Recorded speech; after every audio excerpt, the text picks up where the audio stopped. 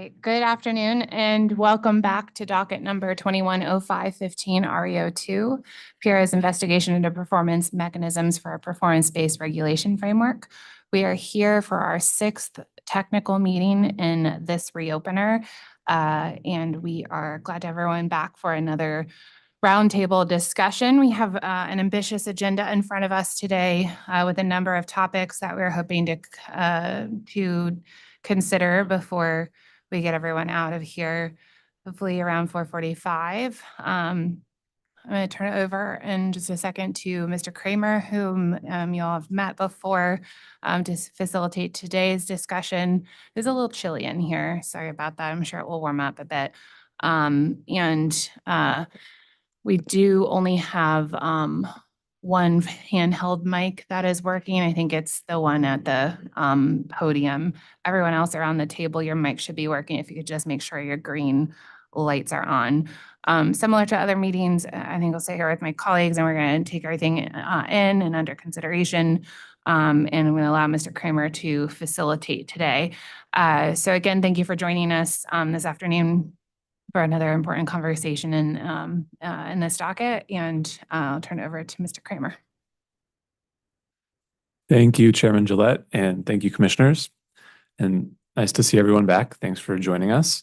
As the chairman said, my name is Peter Kramer with Authority Staff, and as usual, we have much to discuss, so I'm going to get right into the plan for our technical meeting and a format that hopefully for those of you who are participating in both the first and second reopeners for PBR is becoming more familiar. So first off, our objectives for this meeting. We intend in today's technical meeting to dive deeper into the specifics of scorecard development. In our last meeting, we focused on the outcomes that included proposed performance incentive mechanisms. Today, we're going to move on from those 4 outcomes onto the remaining 5 priority outcomes and dive into the scorecard specifically associated with or proposed for those priority outcomes. So that's the first, is to dive deeper into those topics, get additional specificity on the design of some of those, get any feedback and discussion that might be helpful to further consider. And then additionally, as with all of these roundtable formats, we're aiming to just create more open dialogue and back and forth, some opportunity to discuss these issues live and in person. And so hope that these meeting formats continue to advance that objective. Next up on our housekeeping, as usual, this meeting is being broadcast live on PURA's YouTube channel, and the recording of the live stream can be found there after the meeting as well. We're also joined today by a court reporter. Thank you. So the transcript will be from the meeting will be posted to PURA's website under the docket information section when it's available. As the chairman mentioned, with the microphones, please ensure that your microphone is on and speak into the mic so both in-person and remote attendees can hear you. And each time you speak, for those following along virtually, if you could state your name and affiliation, or at least your name. I think both might be hard to fit in every time, but please indicate your name each time you're speaking so that folks at home have a better sense and can follow along. Next on my list here, roundtable representatives. So seated up here at the tables are the identified roundtable representatives from our docket participants and other stakeholders. And as indicated in the notice of tech meeting, these representatives are the main participants in the roundtable discussion today. However, other representatives may confer with these identified, or other attendees may confer, in-person attendees, excuse me, may confer with the identified representatives, and also may be recognized to speak as relevant to the discussion and as time allows. So for conferring, if an identified representative would like to confer with a member of the audience, please just step away from the tables, and while that discussion continues, we will continue with the roundtable agenda up here, and then come back to the table when you're ready to participate. For other speakers, if a member of the in-person audience would like to be recognized to speak, please approach the podium on your left-hand side of the room and speak into the microphone, identify yourself so that the live broadcast can pick up your comments as well. Also on logistics, we do intend to take a break in our meeting today around approximately 2:45, after we discussed the distribution system utilization outcome and its related scorecards, but we will keep that somewhat flexible just depending on the pacing of the discussion and the time in the meeting. Okay, next, I'm just going to describe the discussion format. We have 5 priority outcomes to cover today.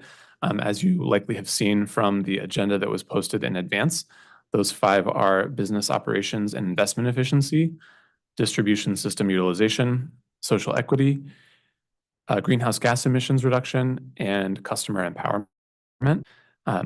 There are no scorecards proposed for customer empowerment for this outcome, but for completeness, we did include it on the agenda for today's discussion. And additionally, we may return to the 4 priority outcomes discussed in our last technical meeting to review those scorecards if time allows.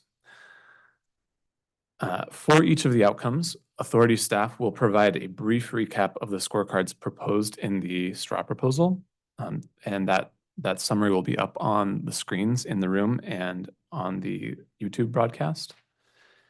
And following that brief recap, we will invite each seated representative to comment on their organization's position regarding the scorecard. And for these opening remarks, we'll just ask that we keep them to about 2 minutes so that all folks can be heard.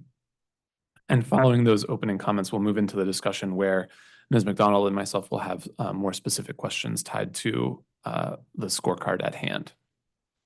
And during that time, participants are certainly welcome to ask questions of one another as well, in the spirit of that open discussion that we spoke about. Last item from me before we get into the substance of our meeting is introductions. So could we please go around the you here, and I'll ask each of the seated representatives to state your name and affiliation for the record. Mr. Horton, we'll start with you. Good afternoon. I'm Doug Horton with Eversource. Good afternoon. Lavelle Freeman, Eversource. Hello, I'm Tom Wheel from the Office of Consumer Counsel. Claire Coleman, Consumer Counsel with the Office of Consumer Counsel. Good afternoon, Jay Goodman of the law firm Couchwhite LLP, appearing on behalf of the Connecticut Industrial Energy Consumers, or CIEC. Good afternoon, Kevin Donnelly, Avangrid here on the behalf of UI. Charles Rothenberger here on behalf of Save the Sound. Moses Rams on behalf of Utility Workers Union 4701. Great, thank you all, and welcome to all of you and to the other attendees sitting in the audience. So let's dive into our content for today. Ms. Lupoli, if you could pull up the PowerPoint slides and advance to slide number 4, please. Perfect. As a brief recap, if folks are joining us for the first time today, in this docket 210515 REO2, it is the investigation into performance mechanisms for a performance-based regulatory framework. And we are looking at 3 different types of performance mechanisms that you can see listed on the screen. A reported metric, which highlights activities and aims to make information transparent related to performance and the priority outcomes. Then with the scorecard, which is the focus of our discussion today, we're comparing that performance or that measurable item to a relevant benchmark. That may be to other peers, that may be to past performance, some other reference point for understanding and making some either interpretation of that performance or some evaluation of that performance. And then finally, performance incentive mechanisms, which we discussed in our tech meeting number 5. The idea with an incentive mechanism here is to look at that performance against a relevant benchmark, but then also tying financial incentive or penalty to really intend to drive performance around that specific mechanism, that specific focus for the metric at hand. So just a quick recap of the topics that we're looking at in our conversation today. And with that as a level setting for all listening or attending today, we can move on to the next slide, please. And our first scorecard is within the outcome of business operations and investment efficiency, as proposed in the straw proposal. This is the cost efficiency scorecard. And the objective with this scorecard is to provide transparency into EDC operating expenditures, capital expenditures, and capital costs, while also supporting assessment of the PBR framework's impact on cost efficiency. So providing some insight into those levels of spending. And the structure for this mechanism was proposed to be comprised of 4 metrics reported annually. Those are operating expenditures, controllable OpEx, capital expenditures, and capital costs. And each submetric was intended to be reported as a unitized value. So the total cost, cost per customer, and cost per line mile. For the likely data inputs, I think this is information that we expect would be readily available to the EDCs as it's reported in a number of formats. And finally, for target setting, as an incentive is not applicable for a scorecard, the straw proposal put forth that the target would be used to interpret and contextualize the results using a moving average of the past 10 years of the unitized cost for the 4 submetrics. So this is the first scorecard that we would like to discuss today. And we are going to start with some opening remarks from participants on this scorecard.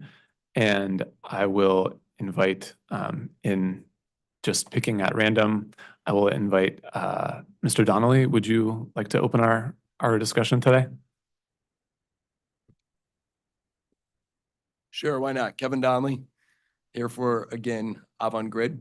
And just, I guess, setting a little context and framework myself as well. Thank you again for having us back for the next round of conversations. I think these are very helpful, where we can have a collaborative exchange. So these are the type of discussions we're looking forward to and trying to better understand the next steps as we go through, and hopefully maybe perhaps at the end of the day, we'll get some insight as well as to how the next 4 roundtables will drive us forward in that conversation.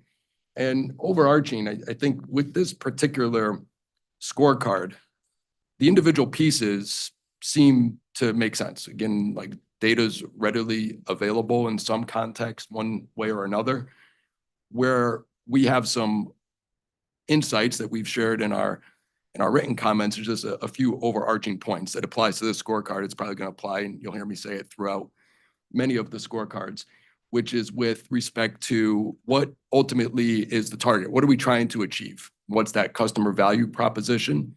And in here, it's laid out for transparency and supporting the assessment and framework of how it's working.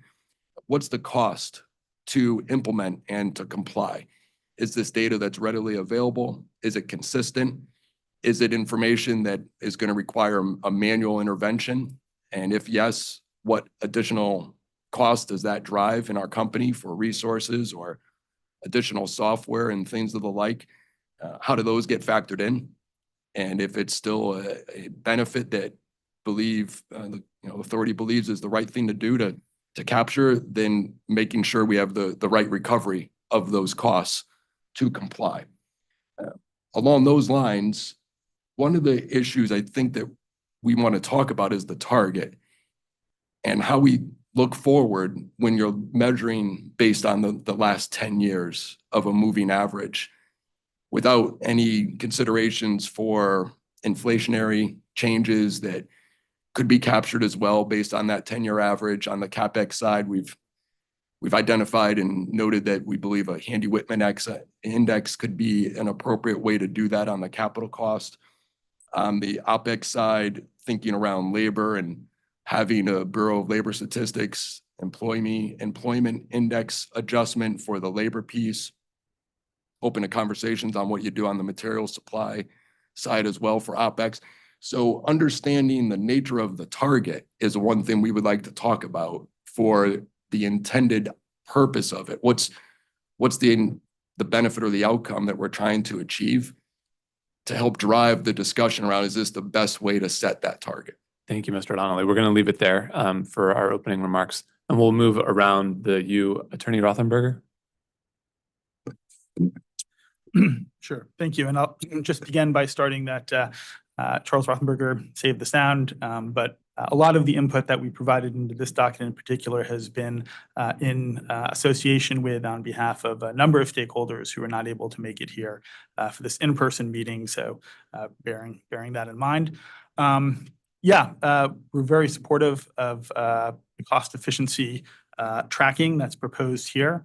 I think from our perspective, we really view this from the lens of, I think as Mr. Donnelly alluded to as well, I think what we're trying to achieve with the utility investments here, and that goes to the core missions of the utility in terms of providing safety, reliability, and affordability when it comes to electric service. But I'd also argue that carbon reductions and greenhouse gas reductions should be a part of that mission as well, providing a fourth leg of the stool.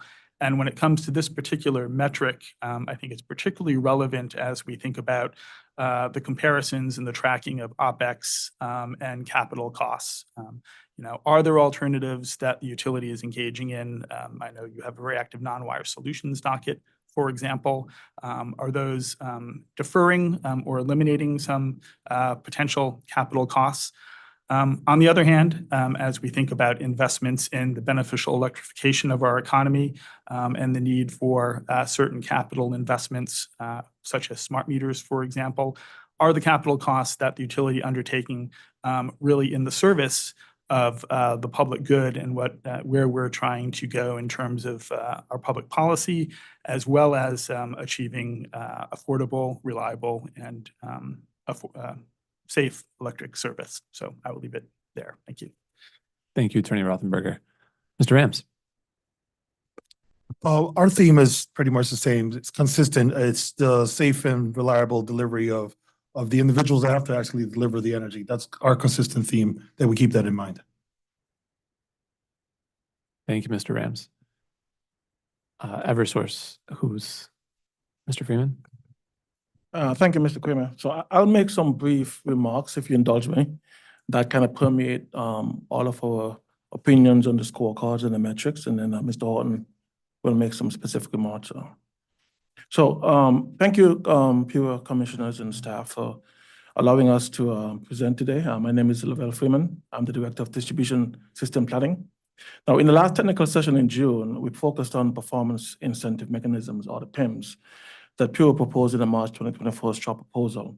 Now, as PURA said, PIMs will make an electric distribution company subject to monetary penalties and rewards. In that session, we explained that although Eversource supports performance-based regulation in general, any PIMs that PURA adopts should only penalize or reward a utility for the performance over which utility has reasonable control. In the April 2023 press release by the Governor, Lamont, he said, creating a performance-based incentive system will ensure that the earnings and the profits of the utility company are tied to good performance, and certain penalties can be enacted amid extensive service disruptions. The Governor did not say that utilities should be penalized for activities over which they have little or no control. And we do not think that was the intent of the legislators either. PURA's notice today for today's technical session says that it will discuss several scorecards and metrics from the March 2024 STRA proposal. As we understand it, the scorecards and the metrics require us to report certain data topics that PURA selects, and we have absolutely no problem reporting data that's within our purview. But we do have valid concerns I would like to voice regarding scorecards and metrics, because we fully expect that PURA will at some point graduate metrics to scorecards and scorecards to PIMs in future rate cases. And for that reason, the concern that we expressed at the last technical session carries over into this session. PURA should not ask us to report on metrics and scorecards for topics over which we have little or no control, nor should it ask us to report data that is unrelated to our performance in delivering quality distribution service to our customers. Mr. Freeman, I'm sorry to interrupt. That's the 2 minutes, and we're focused on the No, that's fine. scorecards. So I'm going to move on to the Office of Consumer Counsel. Thank you, Claire Coleman for the Office of Consumer Counsel. I'll start us off just by thanking the authority and staff for convening us today. Had bad luck with my schedule in these convenings, so I'm happy to be able to be here, particularly to focus in on some of the key policy and regulatory objectives. I will say, just sort of in the spirit of overarching principles, I think that the authority's approach here has been both cautious and data-driven. The focus today on scorecards is exemplary of that. There are actually very few PIMs that have been proposed that were discussed in the last round, and I think that's a recognition of the importance of data and ensuring we have the right metrics to establish the right targets and performance incentive mechanisms. That being said, scorecards represent sort of a sweet spot where we have enough preliminary data to be able to set a target or a benchmark, and that really makes the data much more valuable to everyday consumers to be able to see not just in the abstract numbers, but to see how they compare and what the goals of the performance should be for our utilities. So we strongly encourage the use of scorecards wherever possible, and particularly support the use of the scorecards proposed today. Very briefly on the issue of control, I don't think that should be a central focus today. We disagree with Eversource that complete control over an outcome is necessary for certainly for PIMs, but scorecards and metrics, it shouldn't even be a topic of focus because these are purely evaluative. They're not penalizing the company. So we hope we can focus on the substance of the scorecards. And with that, I will turn it over to Attorney Wheel if we have 2 minutes to hit on this first scorecard. 1 more minute, Attorney Wheel. I'll go very fast. We appreciate this cost efficiency scorecard.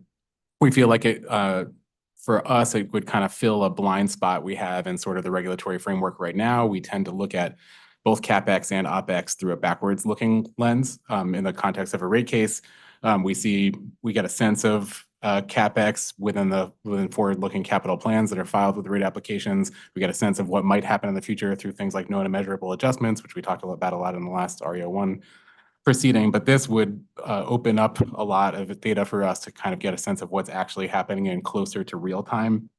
We think that will make the rate case the work of actually enduring a rate case more efficient, we think. And it would also importantly sort of ease a lot of the tension that we, and I think others might feel about sort of stepping off the ledge into the revenue cap formula of a multi-year rate plan, to know that we'd have kind of consistent window into what's happening during that time. Thank you, Attorney Whale. Attorney Goodman. Thank you. It's Jay Goodman for CIEC. Like Attorney Coleman, I've unfortunately also had some conflicts this summer, so appreciate the opportunity to be here today, at least to be part of the discussion. CIEC hasn't taken, really hasn't had a strong position on specific scorecards or reported metrics that should be developed and implemented coming out of this proceeding. Our concern so far has been at a more 100,000-foot level in terms of what the total cost to ratepayers will be, in terms of implementation of the framework in total, what the ratepayer impact of performance incentive mechanisms will be, et cetera. However, we do have an interest in the details that will be discussed today.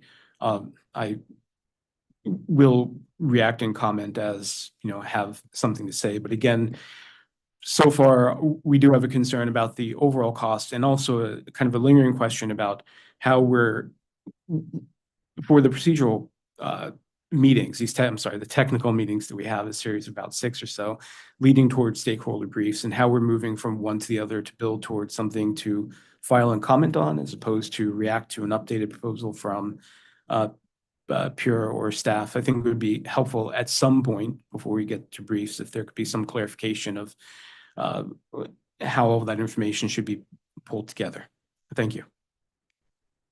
Thank you, Attorney Goodman.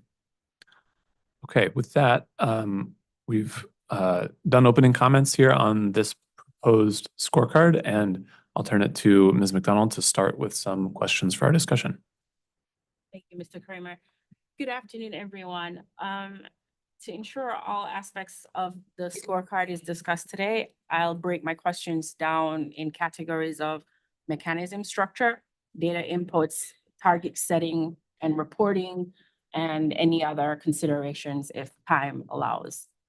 So for the mechanism structure of this scorecard, cost efficiency, I would like to hear from the companies what specific types of services and infrastructure needs that could be tracked to observe trends in operating and capital expenditures.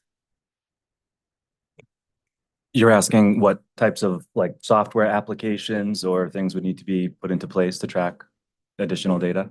Before we even get there, what infrastructure needs in terms of where work needs to be done, where capital investments will be focused on. How are the companies using these tools to make decisions for their capital and operational expenditure investments? I'm still just trying to understand. You're asking what tools do we use to help us Yes. evaluate what capital investments need to be made sort of outside of this metric? Is that what Outside you're of this asking? metric, Okay. yes. Do you want Is to? that clear for you, Avangrid also? Yes, I think perhaps I'll Yeah. let Mr. Freeman go first, and then we can further the conversation, see if we can hone in on what exactly you're looking for. Okay. Sure.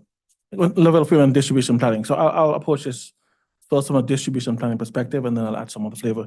So it really comes down to our planning criteria for how we expand our system to meet capacity needs, reliability needs, voltage, and to address emergent needs to interconnect customers and distributed energy resources. It all starts from a capacity standpoint with a forecast. We forecast the need 10 years out, and we use data from, example, Moody Analytics. We use internal software to understand the trends, the underlying trend, the offsets due to DER and energy efficiency, and the step loads, the large additions and loads over the next 5 to 10 years. And this forecast drives specifically the investments at every bulk distribution substation that need to be made to meet capacity. It's interesting, important to note that our 10-year forecast typically at this point doesn't include all of the drivers of electrification because those are typically seen after the 10-year period. And often when we are switching from a summer peaking to a winter peaking system, then heat pumps become a major driver. So in the 10-year, it's really about the step loads and to some extent electric vehicle charging equipment. From a reliability perspective, we are looking at our feeders, distribution feeders constantly, and understanding which feeders presents the most risk to customers in terms of interruptions and the length of interruptions. And we're yearly addressing those feeders that tend to fall into the buckets of worst performing feeders. But we've also developed proactive plans to address resiliency and to understand the impact of climate change and to create plans down to the individual feeder zones to ameliorate historic reliability issues. When we look back at the past 10 years of storm performance, for example, we understand which customers are most historically affected, and we develop plans to mitigate those customers. So those are the large buckets. And as I said, we have customers that need to be connected. Those drive investments. We have DER. Oftentimes that's a cost that's paid for by the DER developer, but that also leads to investment in the system that ultimately creates capacity for load customers. All right, so thank you, Mr. Freeman. To be sure I understand that, then it's even with this forecasting, your priority or the company's priority then for investments is based on the capacity needs. It's based on, I'm sorry, not to finish your question. That's where you would start, then DER comes in? Or is it just doing a general look and then determining what is necessary to make sure the system is reliable and resilient? So the drivers of system expansion It's capacity and reliability. Oftentimes we use those terms synonymously because you have to have sufficient capacity to afford to reliably serve customers, especially when we design our system for the failure of the largest piece of equipment. And so we have to have the capacity to pick customers up in the event of a failure. So yes, we are driven almost primarily by the capacity and reliability need to serve our customers. And then on top of that, we try to integrate the ER and connect our customers reliably. So why then electrification wouldn't be a priority for capacity planning in that sense? That's a good question. And that goes back to how we plan. We plan the system predicated on the lead time or the amount of time needed to install equipment. A substation typically takes 5 to 7 years to build. A distribution feeder may take 1 to 2 years. And so when we're looking at the impact of electrification, it's typically beyond the 10-year horizon. So we wouldn't start building a substation now for need that occurs 15 years in the future. We track it, we forecast, we understand the impacts, and then at the right time, we begin to plan that infrastructure to meet the need. So we are being very judicious about how we use the resources to serve customers.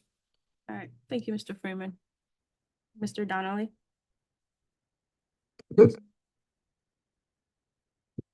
Apologies, Kevin Donnelly, Avangrid. I think what Mr. Freeman was describing is generally in line with our larger approach too for capital planning and prioritization. I do have Mr. Eves with me, who's our Vice President of Electric Operations, who has spoken on this topic many times before. And if it is okay, I think I would ask him to join just for a few moments, and he should be able to give more pointed clarity as well.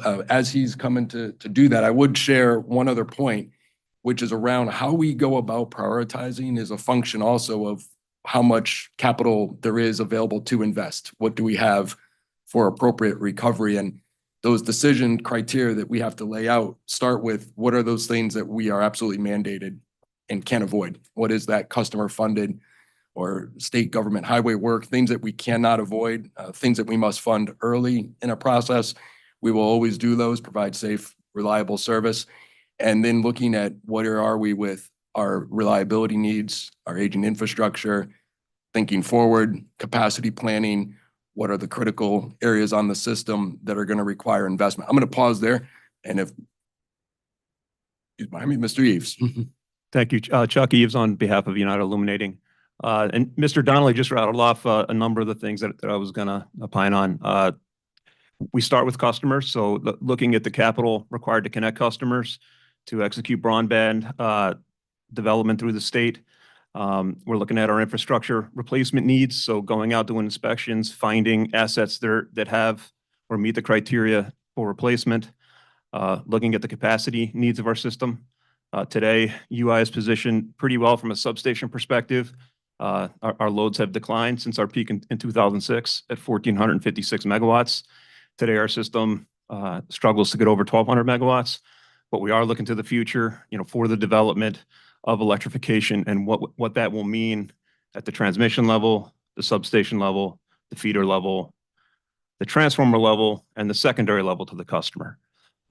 So we're trying to put together a comprehensive view of what we need to meet all the customer needs, and then balance that with the cost implications that arise from that.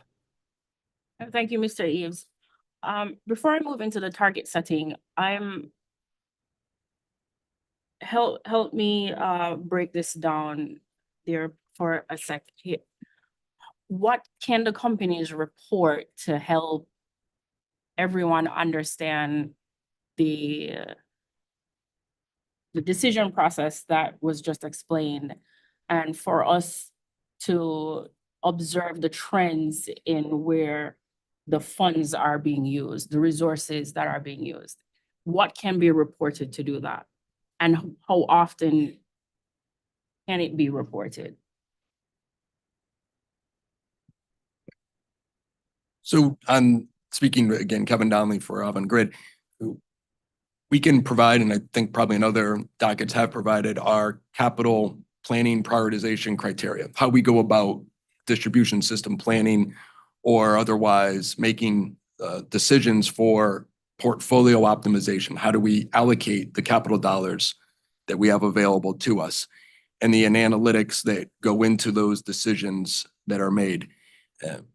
We then have our annual 10-year capital plan refresh that we go through, and we use that guide as our criteria for how we prioritize. Considerations have to be given, as Mr. Eves just spoke to, around emergent needs and mandates that have to be followed for investments to, say, enable broadband expansion. And those are going to take up a certain chunk of the dollars available, and how it aligns to our rate case outcomes. And are we in a rate case, and what have we put forth? Are we enabled by a rate case that we're out of and looking to execute on? That really drives our ability to manage, implement, and then forecast what we can do and what we cannot do from a target perspective with respect to our capital. All right, Can thank I, you, Mr. Donato. Go ahead. so just to add something, so we have an annual planning cycle, right? As I mentioned, to understand how to expand the system. And there are two things that I think would be useful to report. One would be the headroom, or another way to put it is the hosting capacity for load, right? Because as the needs on the system grow, we have the obligation to expand the system to reliably serve that load. So we don't just need to look at the peak and how the peak is going, but we also need to look at how the companies are designing the system and expanding the system to accommodate that peak. So if we report that headroom, and it could be by substation, it could be by transformer, it could be by distribution lines, how much demand are we seeing and how much capacity do we have in those individual infrastructure elements to meet the load? And then on the other side of the coin, we could also report, and we do report the hosting capacity for DER. So how much ability do we have on every single feeder, on every single substation to accommodate the growth of DER in the state? I think those two things would give the regulators really good view of how Eversource is doing with respect to what customers need for their purposes. All right, thank you, Mr. Freeman. Have something, Mr. Harden. For the target setting, maybe OCC can start us off here, but what approaches can help us set and monitor an effective interpretive target for cost efficiency? Sure. Tom Wheel, OCC. I think this scorecard is a really good example of a scorecard that maybe I see differently, we see differently from the companies, as a scorecard that isn't necessarily predestined to become a PIM. I personally disagree with the idea that every single element that we've been discussing in this docket is designed to eventually evolve into the next stage. I don't think that's necessarily the idea. I think it's a case by case basis thing. So this one specifically, I don't know that I think a target makes tons of sense because that's how you're able to interpret the data. I think the proposed target here of looking at a moving average of the last 10 years makes sense, so we can get a sense of, as compared to where we've been, where are we at now? I don't think we disagree with the suggestion that implies that there's going to be some sort of penalty or some sort of judgment at all necessarily tied to that comparison point of looking how much we've grown over time. That's the way I see the target. But maybe to get more specific to your question, Ms. McDonald, I think the target can also be a moving target. I think that as data is developed, it might turn out that after doing this for a couple of years, maybe the moving average of the last 10 years isn't the right, maybe that isn't giving us the specific information we want. Maybe we want to know more recent or further back in time. But anyway, I think hopefully that answers your question. I think the target is really it's just the kind of other side of the graph, so you can you're not just looking at data in isolation, you're trying to see where you are on the compass of time. That was way more poetic than I intended right now. Would the companies like to chime in on that? I would, please. Thank you. Doug Horton with Eversource. I think what Attorney Wheel just said, I think if that were codified in a Pura order or an update or something, perhaps that would give us some more comfort in terms of how it would be used, because I think it's unclear to us for scorecards or metrics, how in what form it would take shape. Here it talks about understanding and assessing the PBR's framework's impact on cost efficiency, which would imply that the metrics that we're tracking and how they're measured on a cost per customer or cost per line mile basis, if that somehow goes up or down, I would think, I'm reading this to say, that's going to indicate that cost efficiency is either improved or not. And whether or not a scorecard is initially designed or a metric initially designed to have a direct financial tie, it is not clear to the companies whether or not it would eventually graduate to a PIM, or if it could be used as, for example, an ROE penalty in a rate case. If Pura were to look at the metrics or the scorecards and draw some conclusion, or someone would, and have that be fodder for a penalty in another form. And we've talked about this in the REO1 proceeding, that it's unclear to, at least to me or to Eversource at this point in time, if or how does Pura intend to alter the way that it sets ROE. So I think if that what Attorney Wheel had just said were outlined and made clear that this is just a data point, it's an interesting data point for some and perhaps interesting to know, we may be able to report it. Some of the information we do have, but again, I would caution if we're trying to get to where Ms. McDonald, I thought you were with the questioning, and more insight and understanding of what goes into the utilities prioritization process for capital, our concern is that this is not necessarily indicative of that, or a cost per customer basis or a cost per line mile basis, which could move for other reasons. For example, on the cost per customer, simply the number of customers changing could change that metric or the outcome without context or clarity into what goes into it. All the complex decisions that are made on a daily basis, we could be left in a precarious position that I don't think it's concerning to us. All right, thank you, Mr. Horton. With that said, if we were to, hypothetically speaking, that the clarification was given that we're looking for this as a data point, what other methods can we explore for assessing cost efficiency without relying on historical average? Attorney Wheel had, brought that up. Let's explore that here for a bit.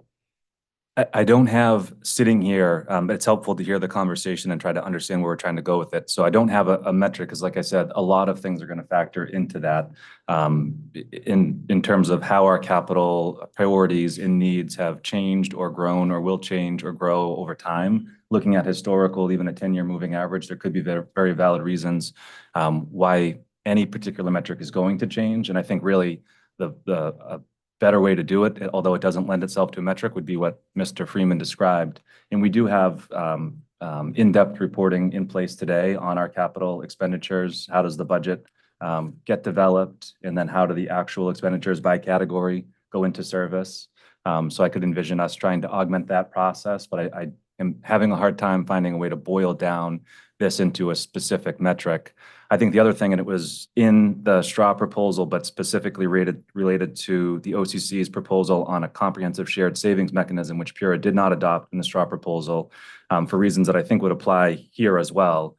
Pura's analysis said that it doesn't make sense to implement some sort of a cost-sharing mechanism because the ROE, the Reopener 1, the rate-making framework is really intended to come up with a comprehensive framework that gives the utilities incentives to optimize and to perform efficiently, as opposed to trying to focus on a specific type of cost or even one specific cost, but to come up with a comprehensive framework that sets the utilities up to just operate efficiently and to work within the PBR plan. And so I think that would also apply here as well. Again, it doesn't measure, it's not lending itself to a specific metric that I can see right now, but if we have a framework in REO1 that establishes a glide path for rate changes that align with the utilities costs, then really the return on equity, the earned return on equity, in my mind at least, provides that measure and insight to say how well is that framework doing and how well is the utility able to manage its costs under that framework. Because a declining ROE indicates that there is a need for additional revenues. Perhaps if we're able to, meet the metrics that are outlined in PBR, but do so at or near authorized ROE, the revenues are sufficient to do that, and shows that we're able to find efficiencies and maintain a level of ROE so we can attract capital into the system.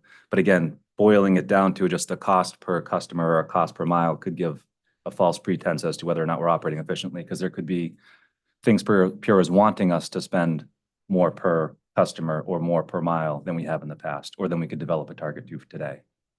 Thank you, Mr. Horton. Does Avangrid? Yeah, thank you. Again, Kevin Donnelly here, Avangrid, and I think that's a good questions, good dialogue, and that Mr. Horton just went through, and some of the things that he has said and commented, I would agree with.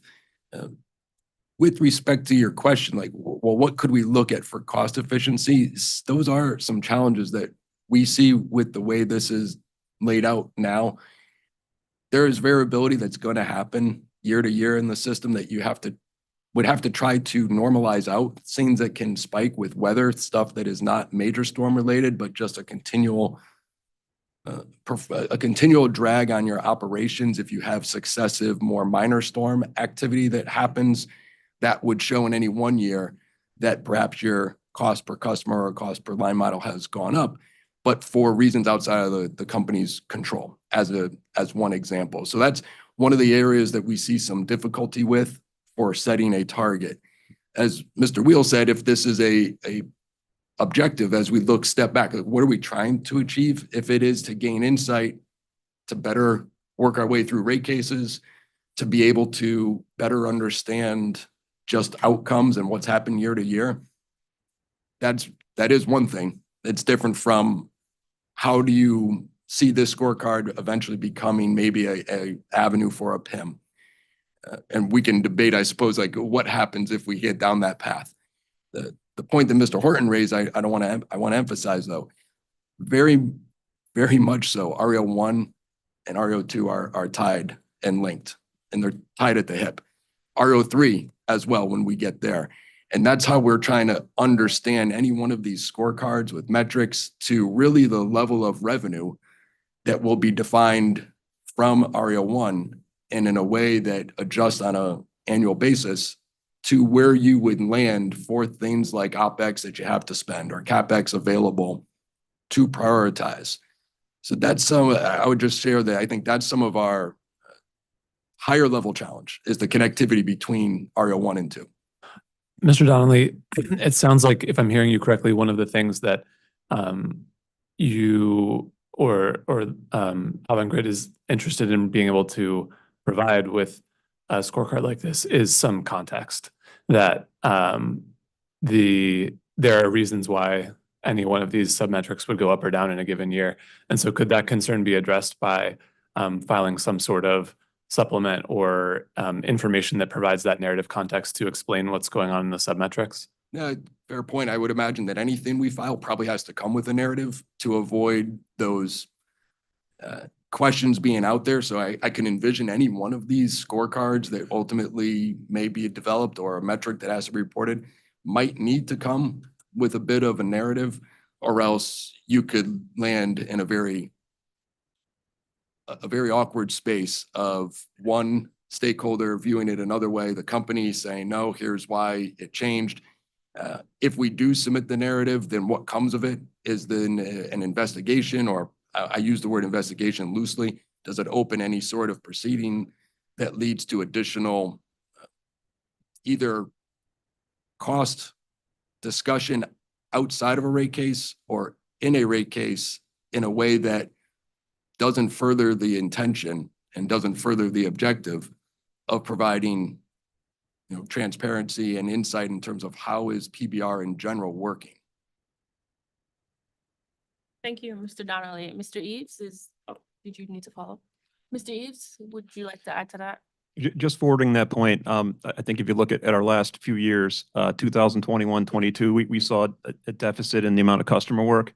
2023, 24, that, things are booming in New Haven and Bridgeport. So year to year, there can be significant deviations in the costs in certain areas. So I think looking backward provides some level of insight, but there needs to be a context to view of the future and what challenges we are facing. And I think as we go further toward electrification, where the future may be significantly different than the past, that backward-looking context is going to lose its value, and the discussion will need to be more forward-looking in what's coming.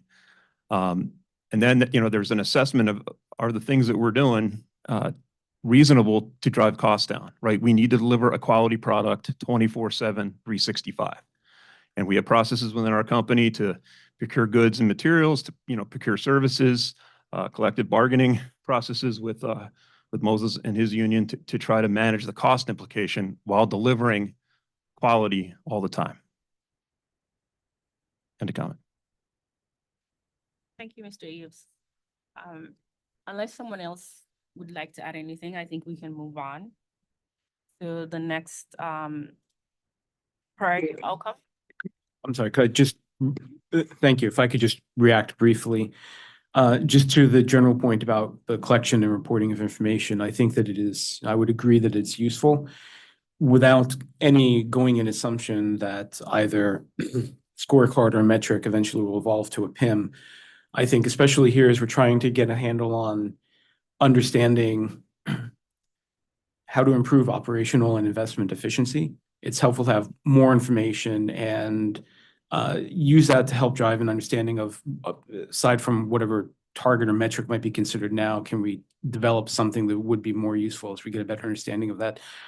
Just want to note that, I think that what's critical, the other half of this that is critical is that that there is someone independent of the company who has the expertise to really dig in and understand and work with their planning procedures, understanding how investments are prioritized, and that can play that foil, if you will, against the company, so that we're not just looking at one reductive metric and reacting to that, but that we have the independent expertise to really contextualize and understand and provide some additional observations or recommendations as to how we can improve the scorecard and the metric and this framework moving forward. Thank you. Tom Wheel from OCC. I just wanted to add, I think what we're hearing from the companies is that what we're looking for isn't necessarily going to give us what we want. And I think I just want to say on behalf of OCC, we would very much appreciate the companies supplementing any of this information, offering other better measures of these sub-metrics, or a la carte supplementing any filings to explain why maybe what's historical isn't a great reflection of any context. I think, at least from our perspective, would be totally welcome. Like what we're trying to get at here is the actual information, and not trying to box in the utilities into only providing certain information that leads to a certain result. So just wanted to put that out there. And not to delay this, Charles Rothenberger will Save the Sound. I just wanted to put on the record my association with, I believe, both Attorney Wheel and Mr. Eves, if what I heard him say was correct. In terms of, moving forward, there's likely to be diminishing value in these historical, this historical data.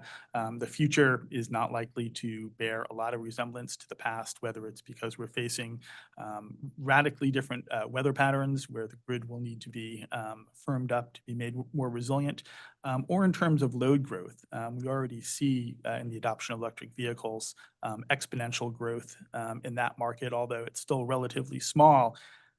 It's going to get quick pretty fast. So when we're talking about investments in resiliency, addressing future load growth, we do have to be flexible enough to recognize that the future may look very different than what we're used to, and accommodate those sorts of investments and the approaches that make the most sense to handle that. Thank you. I appreciate that. I think just as a very tactical follow-up to this discussion, we're talking about achieving the objective here that's listed for the scorecard, talking about 4 proposed submetrics, and the straw proposal presumed that this information is readily available and could be used to help advance the objective of providing more transparency, as Attorney Wheel said, in a more, not exactly real time, but maybe perhaps more real time than a rate case. And so my question simply to the EDCs is the data for these 4 submetrics readily available to be reported? And could this scorecard sort of be implemented? I guess a 2-part question. Is the data readily available? And if the EDCs just hypothetically were asked to report this scorecard in 2 weeks' time, could this information be produced? And Doug Horton with Eversource, as I'm reviewing the list, most of it is already reported. And various forms or another. I think it's all publicly available. Maybe some definitional things would need to be sorted out, like what is quote unquote controllable OpEx, or things that are outside a reasonable level of the EDC's control. I don't know if that's totally objective. So with the exception of those sorts of things, I think it's all reportable. My concern is more on the second half of the objective, which is that is reporting it just on its own or developing a metric like cost per customer or cost per line mile really supporting the assessment of the PBR framework's impact on cost efficiency. And I completely appreciate Attorney Wheel's last statement. I would love to work with the OCC and try to understand exactly how to get there, because I don't, again, I'm struggling to see it coming down to just a metric that would support the second half of it. But all the information is available. Our concern is more around what is it going to be, how is it going to be used? And is it actually providing an assessment of the PBR framework's impact on cost efficiency? Or is it just two numbers divided together that gives you a result that doesn't really actually tell us anything? Kevin Donnelly, Avangrid, similar. Is it data or is it information? And that's the way I think about a lot of this. We have data. We have a lot of data, and we provide a lot of data currently. Could it be done in 2 weeks' time? To your question, it would be, what's the definition? Let's make sure we all agree on what exactly you include or exclude. Every company's accounting's a little bit different. We all follow the overall FERC chart of accounts and US GAAP reporting and how that structures, but you need a constant and consistent definition. The part that would take probably the most time is providing context, which was your question earlier, Mr. Kramer. Numbers are numbers. At any point in time, you can pull what's available. It's understanding them and trying to make sure that what you submit is of value. It would have a lag thinking forward if we were to produce this on an annual basis. How quickly after a calendar year might it be available?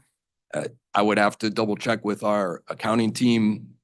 UI's standalone information for standalone audited financials, I don't believe is available until about maybe 4 or 5 months into the following year when the FERC Form 1 is finalized and submitted. So there would be some lag associated with it.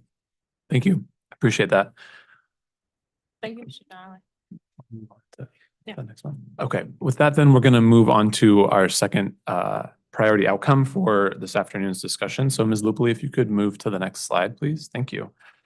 For the priority outcome distribution system utilization, we're now looking at the summary of the STRAW proposal regarding the peak demand scorecard. Here, the objective is to track changes in peak demand over time to support understanding of grid efficiency. The mechanism structure was proposed to report peak demand in megawatts using both annual peak demand and monthly peak demand compared to an interpretive target, and also to, as for some context, additionally report the date and time of the peaks. The likely data inputs imagined here would be monthly peak demand for each of the EDC's Connecticut service territories, and the target was proposed to be set as a moving average of the annual peak demand recorded in the past 5 years. So with that, if we could start with any opening remarks about this specific scorecard,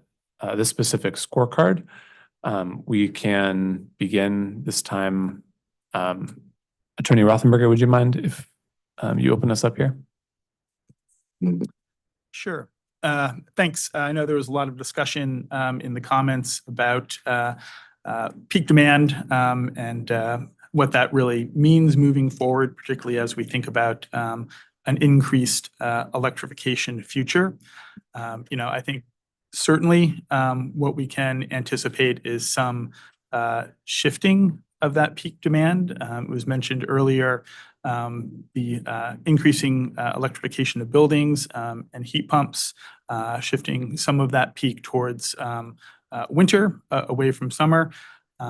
I think as we think about measuring peak demand, we also want to be cognizant of opportunities through our DERs to lower loads over time, including summer loads.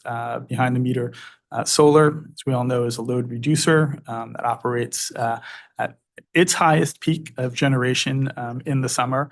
So a strategic investment strategy to deploy DERs to help address anticipated and future load growth, I think is a really important part of this discussion, along with the energy efficiency programs that we currently employ. Those definitely should be scaled up and should be part of this analysis as we try to come to terms in evaluating what we really want to see from these peak demand measurements over time. And I'm sure there'll be a lot more thoughts on it, but that's my initial thoughts. Thank you, Attorney Rothenberger.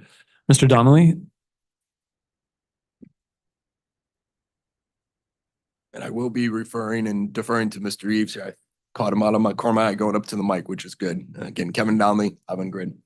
I would share that for overall, while data exists for peak demand, it is volatile and it can be influenced by many different factors, changes month to month, year to year, and again, weather patterns or localized load growth as you move forward with electrification.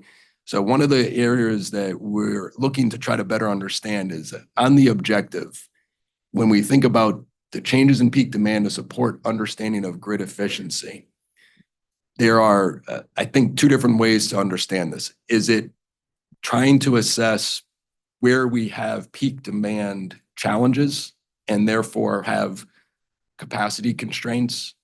Do we have hosting capacity available at certain substations? And the other part of it is, how are we managing the peak demand itself through the impacts of conservation or demand response programs, having localized DER, and what impact that might have? Eventually, load growth is going to happen as you electrify.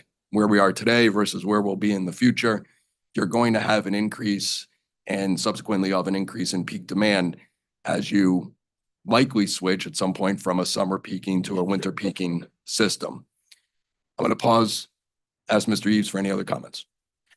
And I think from an operations and customer-centric view, one of the key things we're looking at is the marginal capacity at each level. So the peak is one element of it. And I think as we go toward electrification, we would expect that to grow. That will be offset by the additional penetration at DER to some extent. But I think key thing for us, from an operations perspective, is that we have the marginal capacity to allow people that want to interconnect electrification to our system to do so in the time frame that they plan to and not have to wait for us. So as we look forward at our substation capacity, at our transmission capacity, at our feeder capacity, and our distribution transformer capacity, each one of those has a different time frame. As Mr. Freeman alluded to, we need to be there in advance. We need to see those loads coming and be prepared to make the investments so that when the load arises, we're ready to accommodate it, to drive the change we all want to see moving to electrification. Thank you, Mr. Eves. Attorney Goodman?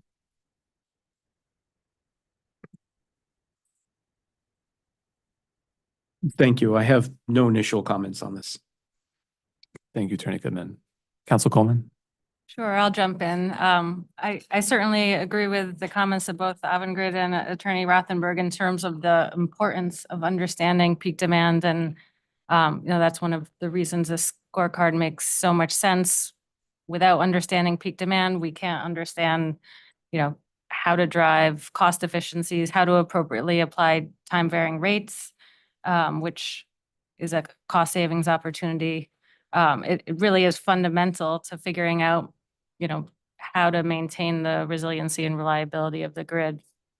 So I think in a broad sense, hopefully we can all agree on that and move on to the harder questions. Thank you. For Eversource? Yeah, Dave Glady, Eversource. From a reporting capability to report peak demands, no issue, and we would certainly, welcome that. Feels more like a metric though, just to report peak demand. It feels like the scorecard is more along the lines as UI, pointed to, around our ability to support and address the customer interconnection, our ability to handle those peaks. So I think that's how we would see it as reporting capability. It's metric wise, it's more that's the peak. from a scorecard. It's actually more about our ability to handle and support the capacity interconnection ability. Thank you. Mr. Rams? From the union's perspective, we don't have any issue at all with transparency, which seems to be a theme that I've heard so far in both of these, both peak demand and the creating efficiencies. Well, our fear is that it gets lost in when we identify efficiencies, we can't change the method and how we work out in the field. And I don't want that portion of these conversations to be lost in any of these endeavors to try to identify efficiencies. So no matter how many times we measure it or how we create efficiencies, you got to keep in mind that we can't change the way we deliver electricity out in the field. So it's, I don't want, our fear is that that gets lost in these conversations or it doesn't get accounted for. Okay, thank you. With that, I think that concludes our opening comments on the peak demand scorecard. And so, Ms. McDonald, I'll turn it back to you for some questions for the roundtable discussion. Thank you, Mr. Kramer. Let me start with Eversource. In your comments, there is reference to peak demand patterns that the company has observed in Massachusetts. I would like some context to that. What are these observations and how could these apply to Connecticut? So, a couple of things. So, not to be repetitious, because I think we've all made the same point. It's very clear that peak demand is being pulled in two different directions, right? DER energy efficiency has tended to offset peak, and that's observed in Massachusetts, Connecticut, wherever we operate. There's also the very real possibility and reality that electrification will increase peak demand. Okay? Along with that, we're seeing DER to a very large extent because the penetration is so much higher in Massachusetts. It's shifting the time of peak in a very real way. We did some analysis in the ESMP that we filed in January of this year, which showed the time of peak over the last decade over the 4 planning regions in Massachusetts. And it was interesting to note that in the region that had the highest DER penetration relative to load, which is the western region, the time of peak shifted by 4 to 5 hours over that decade. And the region in Metro Boston, which had the lowest DER penetration relative to load, the time of peak still shifted, but not as aggressively. So there is a very real shifting of the peak and a changing of the load profile with respect to DER. Now, at some point that saturates because DER only begins to affect the peak up to a certain time of the day. And so with respect to that, and you didn't ask this question, but I'll still jump right in there. We have limited ability to control not just the magnitude of the peak, but the time of the peak. It's driven almost exclusively by customer behavior and by state policies to a large extent. And so, as Mr. Glady said, and I think as you guys said, what is becoming very clear to us is that just providing the peak data, it's data, but is it really informative? Is it really telling you something that you need to know about how we operate and plan the system? And perhaps it makes more sense not just to provide, and to be clear, very happy to provide the peak data. We track the peak, we measure it, and we can provide that. But I think it'd be more useful if we actually provided Eversources or gave information regarding our ability to design for that peak. And that would give you an indication of whether we are doing the right things by customers or not, in terms of looking ahead and understanding where the constraints are and proactive planning to meet those demands. Thank you, Mr. Freeman.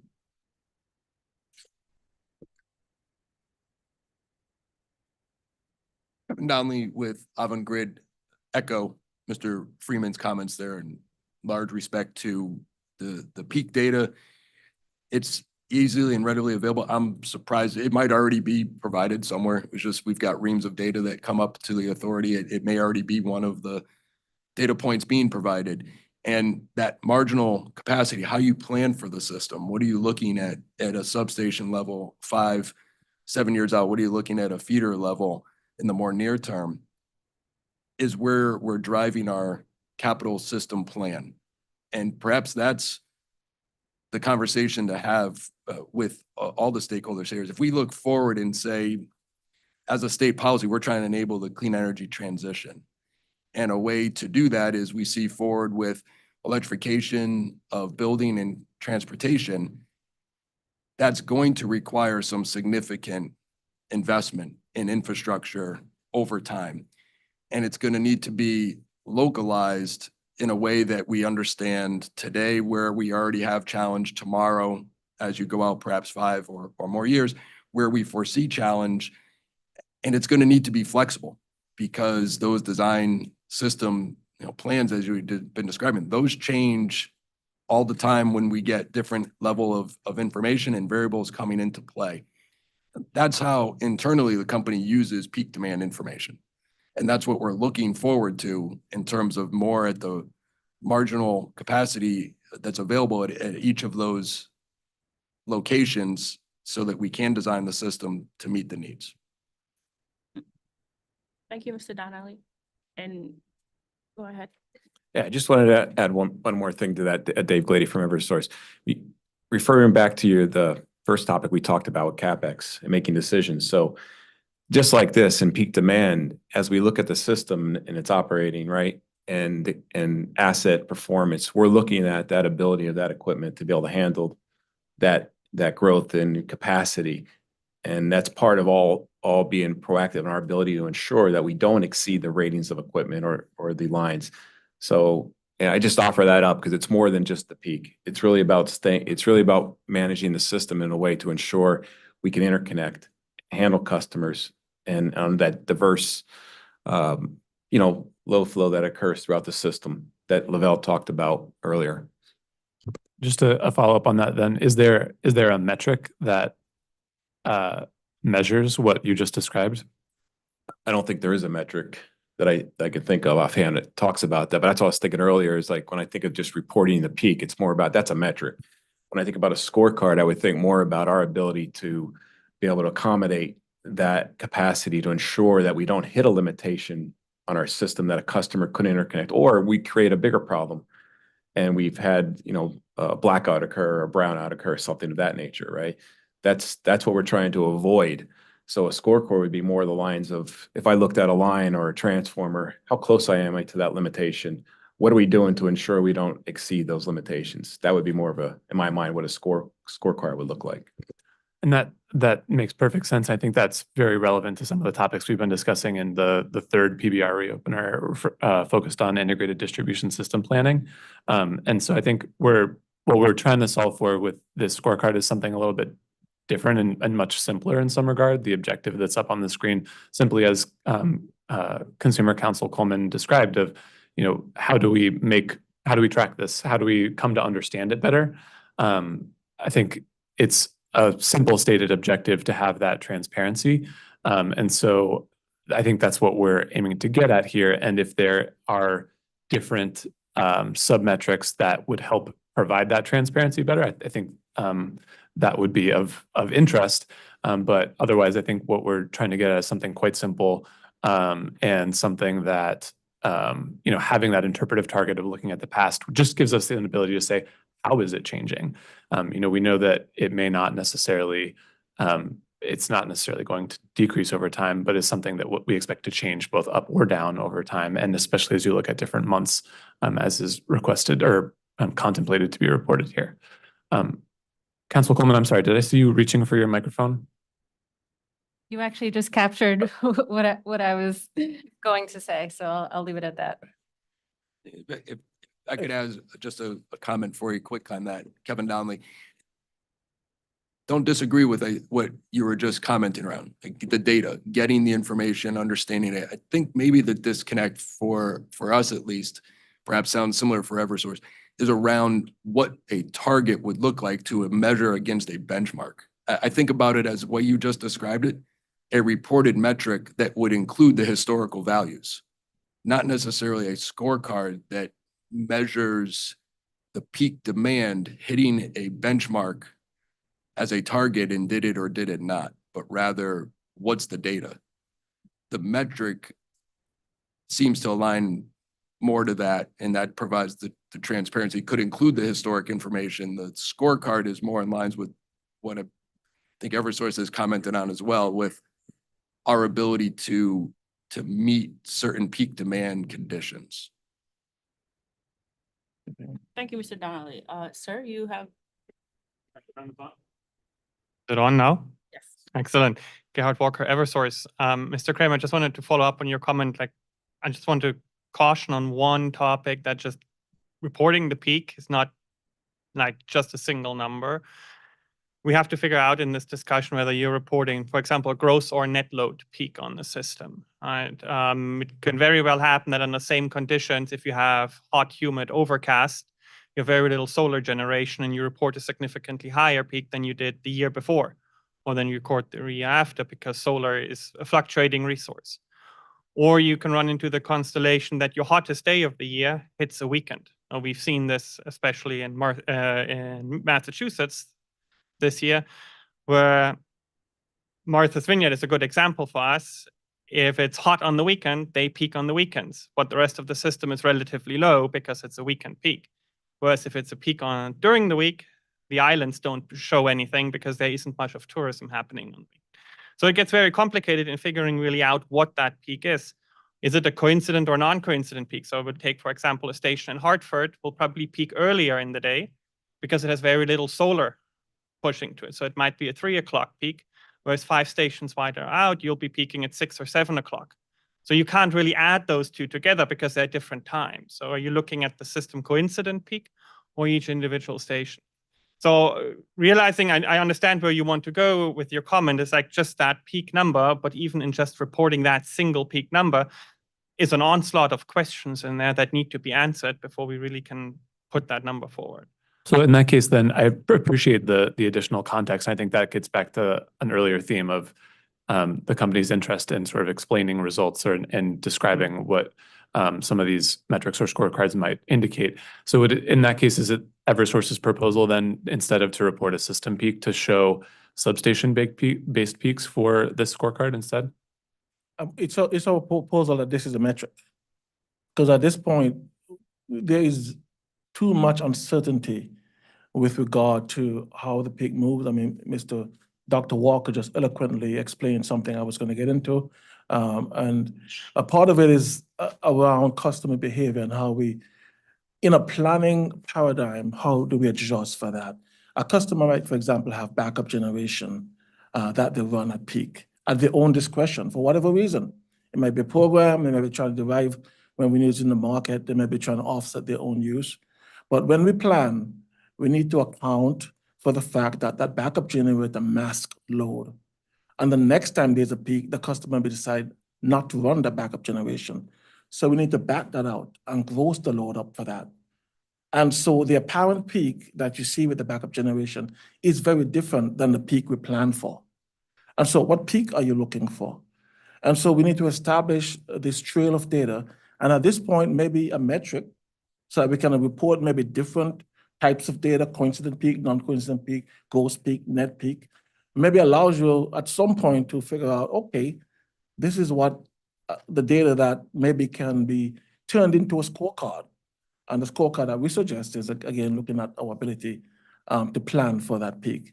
But just taking this peak data and calling it a scorecard really runs the risk of not setting an appropriate target, because there's so much that happens with regard to how we adjust the peak data for planning purposes. Thank you, Mr. Freeman. Before I ask the company to educate me here in listening to the discussion, let me find this out. Is the peak demand data, whether system or individualized substations, is that data already publicly reported? Yes. The system peak is reported, but individual data for stations isn't reported. That's confidential information from the company's perspective, because it might show, for example, where certain weaknesses are in the system, where the loads are and at what time. And so if you wanted to play devil's advocate here, that gives you an exact map of when load occurs where on the system. So if you were a bad actor, you would know exactly when and where you would do the most damage. All right, that makes sense. Thank you. All right, so this is where I'm humbly asking this question to help me understand. Based on the comments so far, a major contributing factor to peak demand is DERs. And then I'm also hearing the comments that there's little or no reasonable control where DERs are concerned. But in earlier comments and talking about CapEx and OpEx, planning is a priority for the companies. So with your planning and for electrification and DERs, doesn't that mean you have some control of what peak demand will be or how it will change? Not necessarily how fast it will change, because I did hear your comments that based on where DERs are, you may see the frequency of peak changing rapidly versus unsaturated areas. Did I totally misunderstand the comments? Well, not totally, but I'd just like to maybe redirect a little bit. So yes, DER, energy efficiency, activities that are driven by customers, we have little to no control over. Now, we are the entity that interconnects the DER, but certainly the customers apply and they get into the queue and then we connect them. We also have no control over how much the DER is generating. That's insolence, that's weather, that's overcast skies and all that. And so what we do from a planning perspective is that we try to control what we can control, which is the load that we plan for, right? And so we would tend to adjust the peak that we plan for by adjusting the DER contribution at peak. Because even though a DER might be generating like gangbusters at a certain peak time of the year, when we look at the system, we know that the next year it could be an overcast day. And so we would adjust the DER's contribution, we would adjust the contribution of customer-owned generation, and we would gross the peak up so that when we are planning sufficient capacity in the event that DER does not show up, in the event that a customer generation does not show up. Now, if the company owns that facility, that generation facility, that DER, and we have operational control over it, then that's a different thing. We can ensure that it'll be there if we have operational control. But if we don't have operational control, then we would back it out and use that to use the gross load to plan the system. And so I'm hoping I'm not confusing anymore. We don't have control over, we don't have control over the load. The load is driven by customer behavior, but we make adjustments to ensure that we're not underbuilding the system to take account for DER that's masking part of the load. Could I just respond to that, everyone?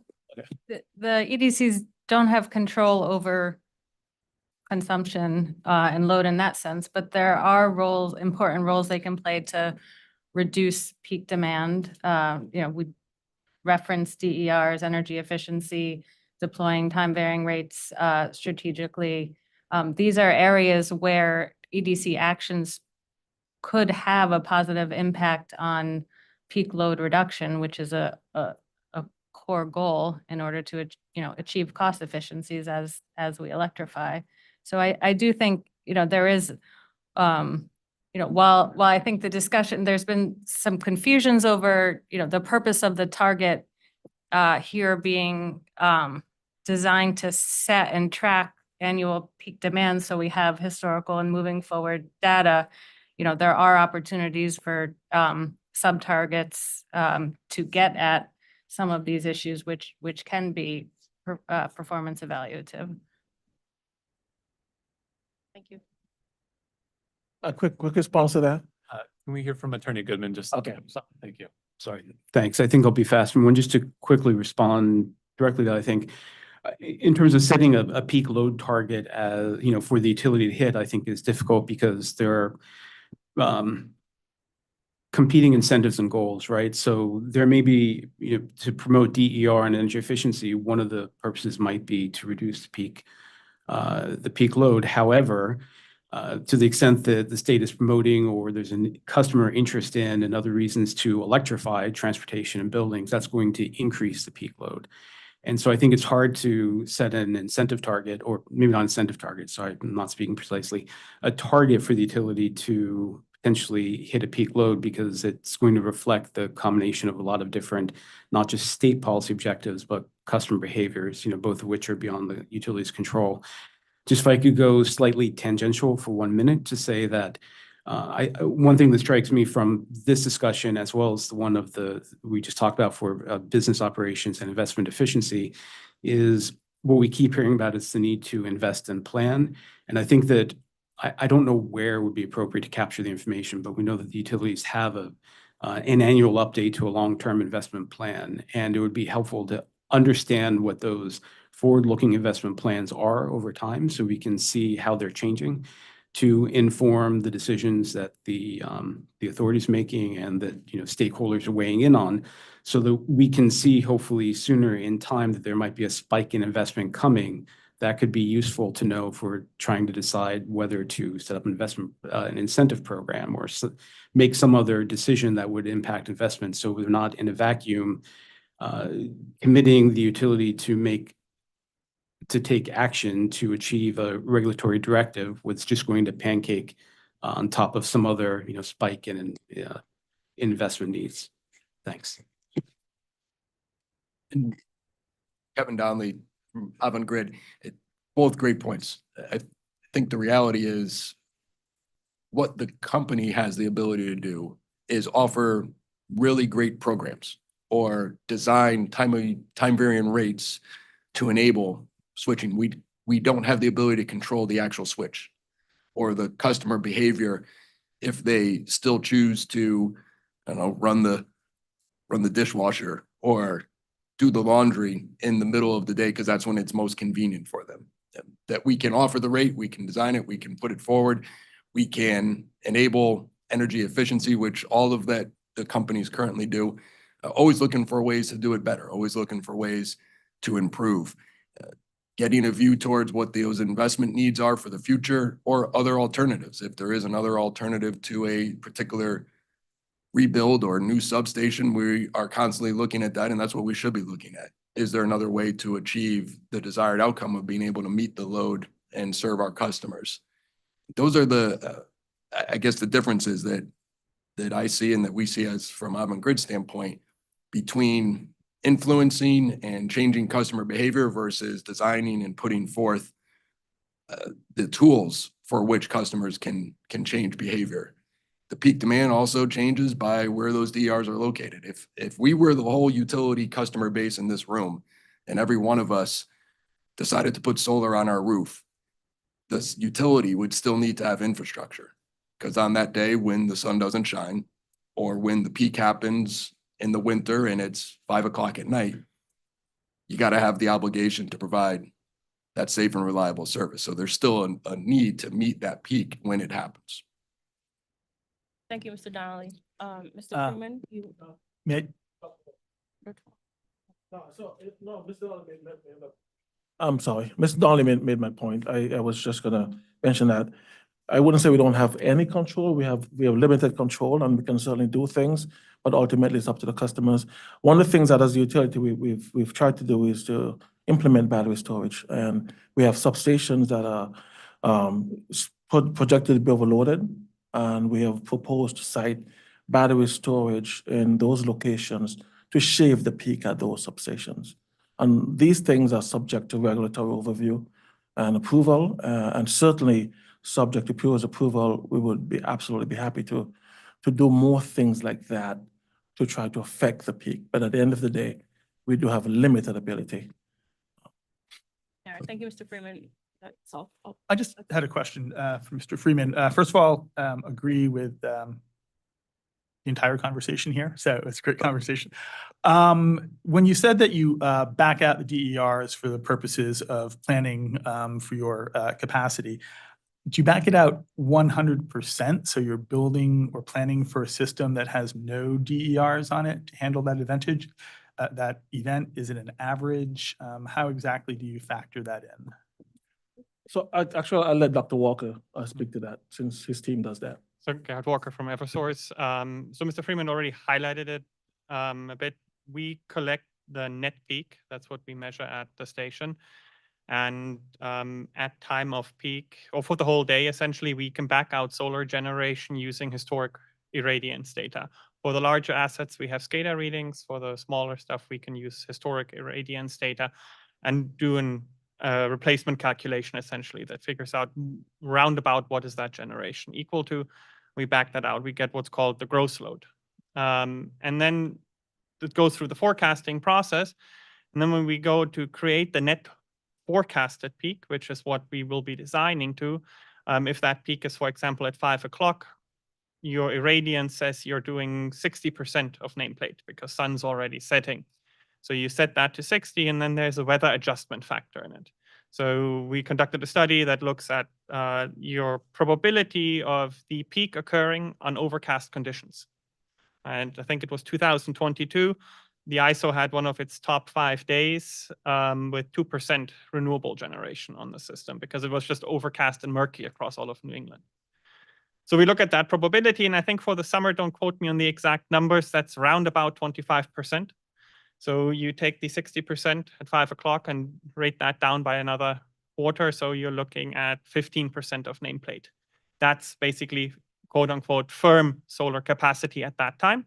The system is designed to that. We are very certain that it will always have enough capacity, even if weather conditions prohibit solar from generating. So that's how that's done at a high level. That's extremely helpful. Thank you. And I thank the authority for their indulgence. Certainly, and anyone who is interested in learning more about forecasting the peak can hear more from Dr. Walker in the third reopener on integrated distribution system planning, where we go into much detail about the whole process. It's quite interesting. Attorney Wheel, I'm going to give you the last word, and then we're going to move on to our next outcome. Thanks. I just wanted to say, at the risk of repeating sort of what I was saying earlier for the last scorecard, I think from my perspective, people are getting a little lost in PBR semantics here. As I've been staring at this slide, this entire conversation, what's called a target here is not an aspiration or a goal. It's literally just historical data to compare against current data. And this scorecard, as I read it, is agnostic to the question of control. It's not encouraging the utility to do anything, because that's what a performance incentive mechanism is. What makes this a scorecard as opposed to a PIM is that there isn't any suggestion, there's no judgment involved here. This is the difference between the metric here and a scorecard. To get to some earlier comments, the metric would just be the peak demand data. But what makes it a scorecard is that you take that peak demand data, and you're comparing it against something else. So you can turn a data point into a graph. And I think this is maybe what Mr. Kramer was getting at a little earlier, is that I agree with the sentiment that this is a pretty simple idea. Like all this scorecard does, according to the straw proposal and my understanding, is just that. Just make it possible so that on a moving forward basis, we're looking at what peak demand looks like as compared to what it used to look like, so that we can use historical data to predict forward-looking trends. So just wanted to say all that.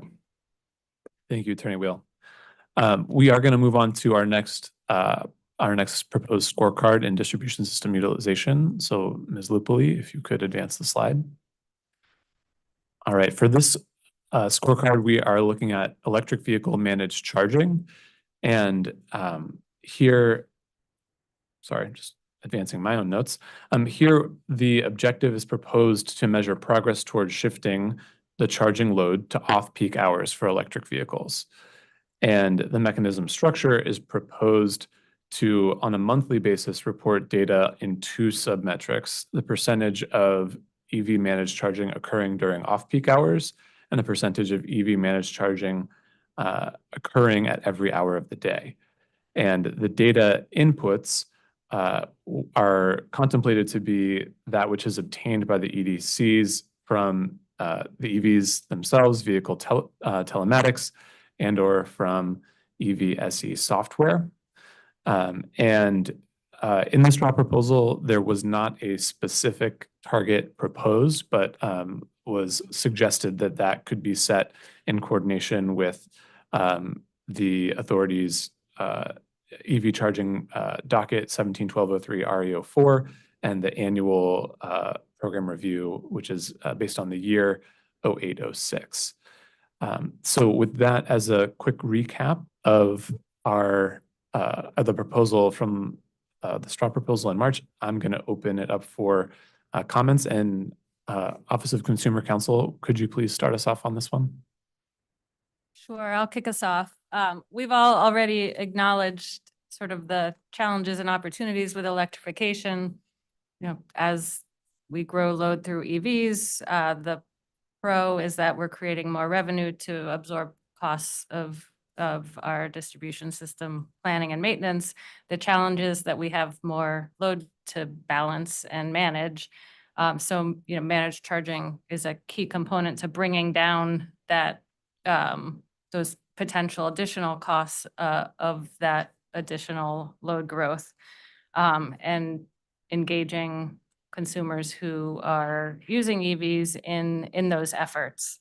You know, I think the chart outlines the proposal well, and I'm anticipating we're going to hear a lot from both our EDCs about the control issue. But that is, I think, precise, you know, the issue of how much the utilities control customers engaging in managed charging is not being used as a penalty or an incentive here, but there is an important benchmark and gauging of how effective those programs that are developed through these other dockets are, and how the actions of our EDCs can help customers understand managed charging. So I do think it is appropriate here, despite the fact that there isn't 100% control. There's more, you know, there are indirect factors that could contribute to the success of the program.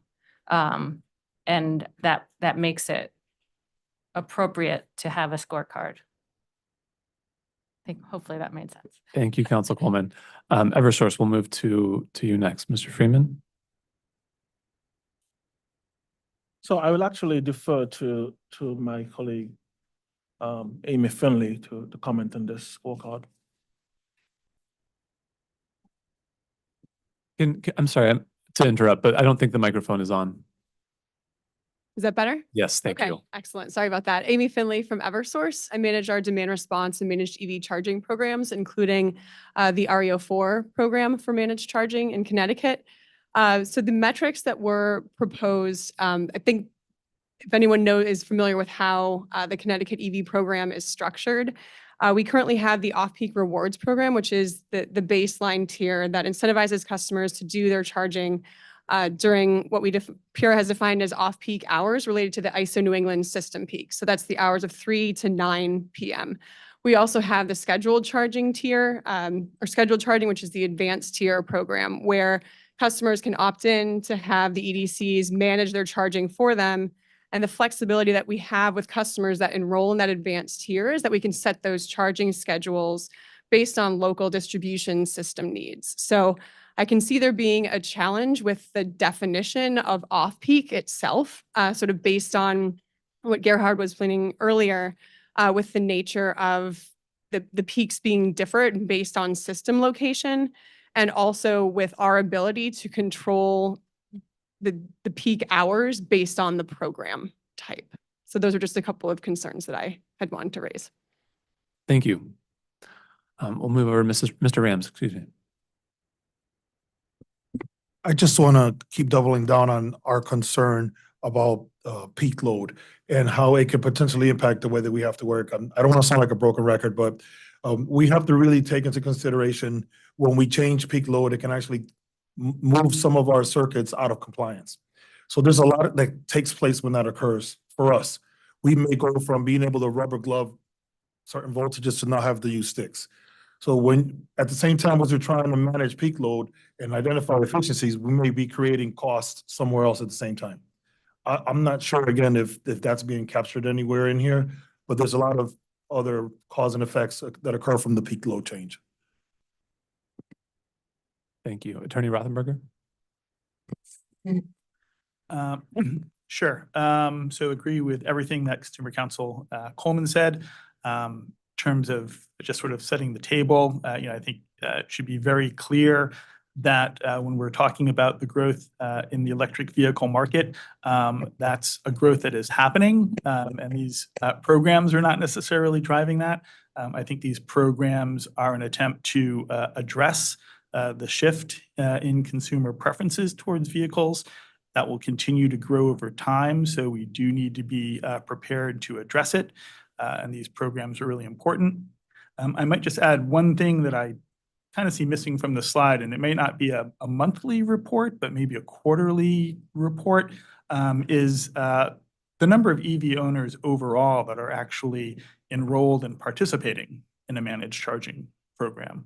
Might be just another important data point to get a sense of how we're doing and track data and inform us to make any adjustments to the program over time as necessary to perhaps increase participation if that's necessary. Thank you. Thank you. Mr. Donnelly? Kevin Donnelly, Avangrid. I'll start with some high-level comments, and I'll ask my colleague Eric Roby to join as well. Overarching, it's highlighted here, there are a few other areas where EV managed charging is being discussed and being looked at in the Equitable Modern Grid proceedings on REO4, the annual review process. We would share that we would really just emphasize coordination across any of the dockets dealing with EV managed charging and other topics related that we've discussed here in the PBR world. As we move forward, electrification is going to happen. It's going to look like, ideally in the future, perhaps everybody's driving an EV car if you follow the various federal and state policies. And how we manage that load will be a key area of focus. We don't know enough today, I would say, just being upfront and blunt. There's not enough data available. And we would strongly advise that we gather data over the course of perhaps the next year through tracking of metrics and reporting of it before really establishing what the right benchmark and target should be from a scorecard perspective. There are other programs and pilots ongoing on the periphery as well, such as in the Connecticut IES, Innovative Energy Solutions process. And through one of the programs and the pilots already awarded from Kraken, there's demand flexibility. They are aiming to recruit 500 residential EV drivers to do similar things. So there's going to get some data out of that pilot, and there will be needing to understand how does it interact with the programs that we as a company offer as well, and what's the best outcome. I'm going to pause there, ask Mr. Roby if he has anything else.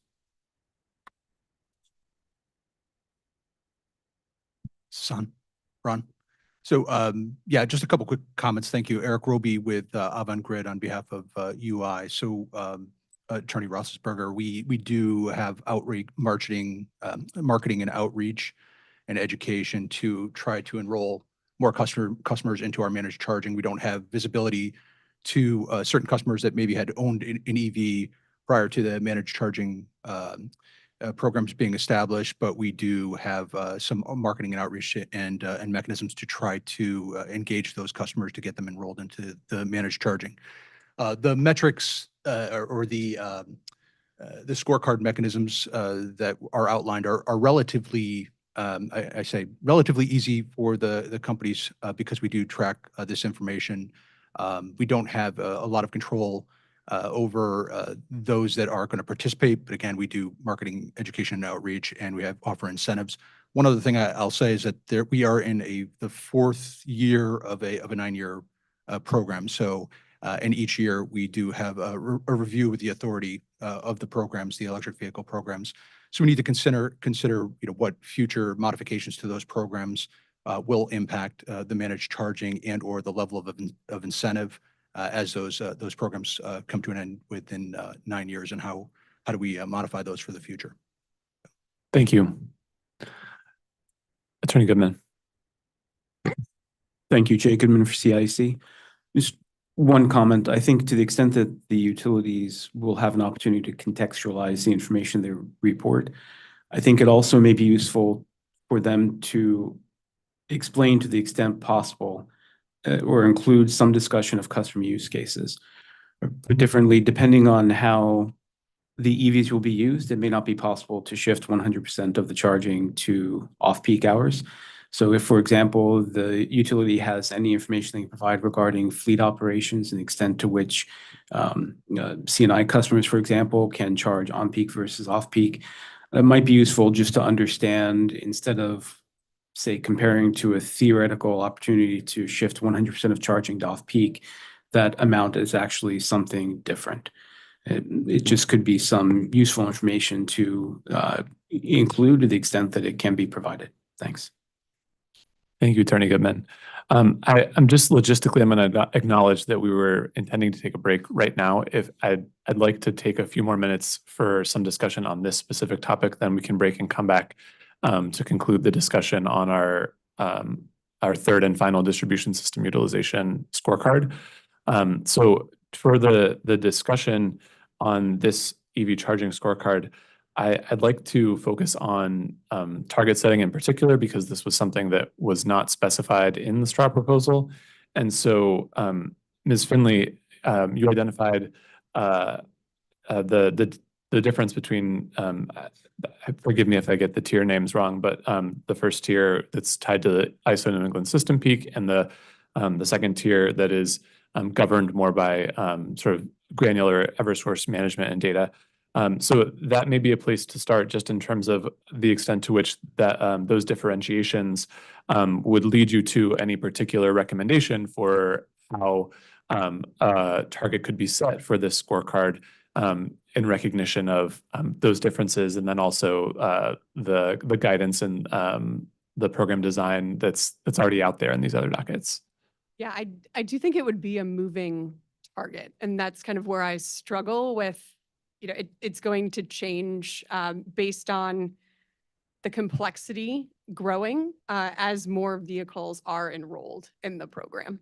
So that's where I could see a challenge with setting a target that would remain consistent and sort of be measurable against year over year, when that could change so much. And we're still in the very early stages of having a managed charging program.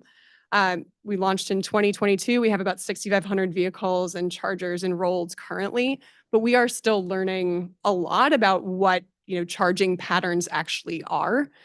So I feel like we have some more learning to do with regard to how much we can actually move charging behavior beyond sort of what we've already tested out with the existing programs. Namely, that's going to be moving more customers onto that scheduled charging or the advanced tier, and their willingness to do that. Thank you. I think that then I hear the point that it's going to fluctuate and change given in any given program year.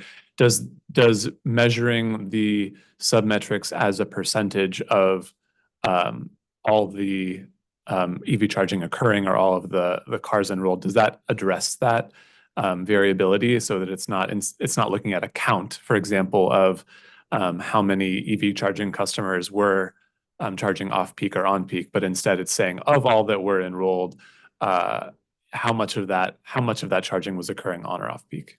I think we can. It was more back to the point of that definition of what is off peak versus on peak could differ if ISO New England hours shift, or if we are trying to target local distribution constraints, and those could be 4 to 7 p.m. somewhere. They could be 8 to 11 p.m. somewhere else, depending on the system location. So I think that we would have to think about what is the sort of minimum number of vehicles in a certain substation, or on a certain feeder, that would warrant this sort of more granular level of tracking for differences in those off-peak hours.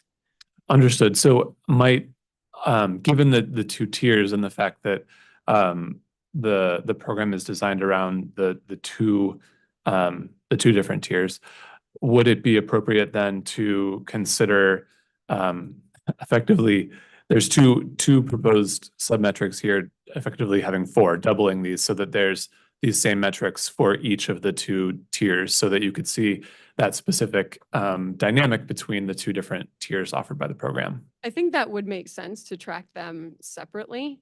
I think that the off-peak, the baseline tier that just targets the ISO peak is probably going to be the easier one and perhaps the one that is more of interest in the short term, just because we have more customers enrolled in that program. I could see the tracking for the advanced tier becoming increasingly complex. It is something that we could do, though. Understood. Thank you. And to the point that Attorney Rothenberger was making about other metrics and understanding what enrollment looks like, it's my understanding that there are already a number of program metrics that are reported through the annual docket for the electric vehicle charging program.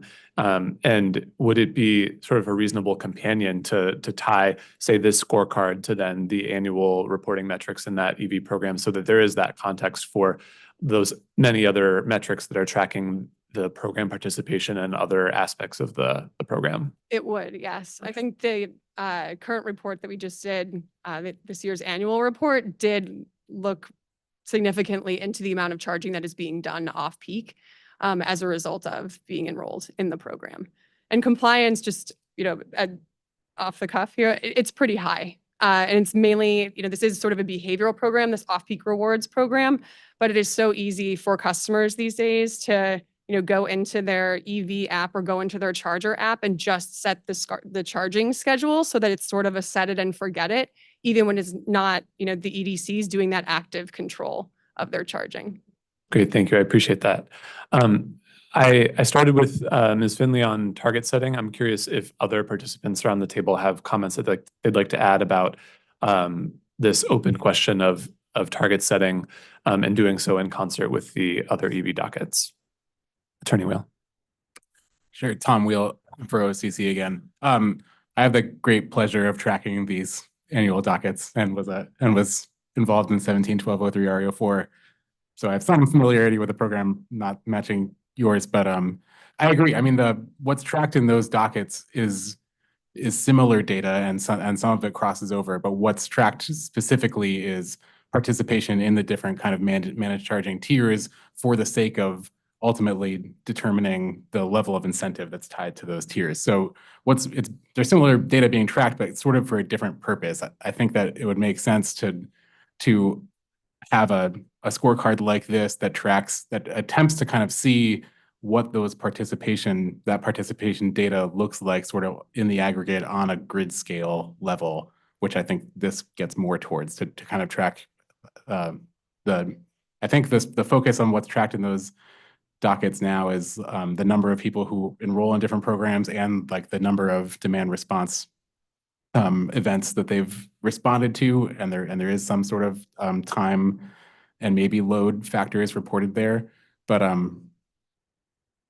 I think it would make sense to kind of set a target that's kind of measuring that across all programs. But I am understanding that it's difficult to kind of, there are nuances there that would be difficult to track. But anyway, I also wanted to say, I think, to reiterate the same things I was saying before, in terms of just setting the structure of a target, I think this is another one that would make sense just to structure it based on a historical baseline, meaning what are we setting a target based on like these mechanisms, the structures here are trying to measure off-peak hours monthly and every hour of the day. I think the target would just be measuring that same data from the prior program year. And that's, again, just to be able to track the progress or the movement of the engagement over time.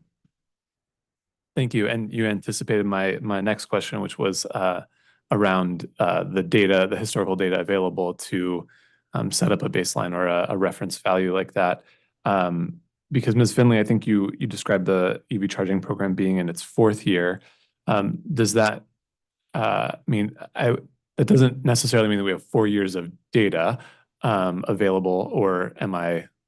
It's actually in its third year. So Third there's a slight correction based on what was said before. But I think the challenge with managed charging data is that you have to tell a customer what the program is in order to get them to enroll and get the data. So baselining is a challenge that we're looking to our evaluator to advise on. So how we overcome that within REO 4 currently.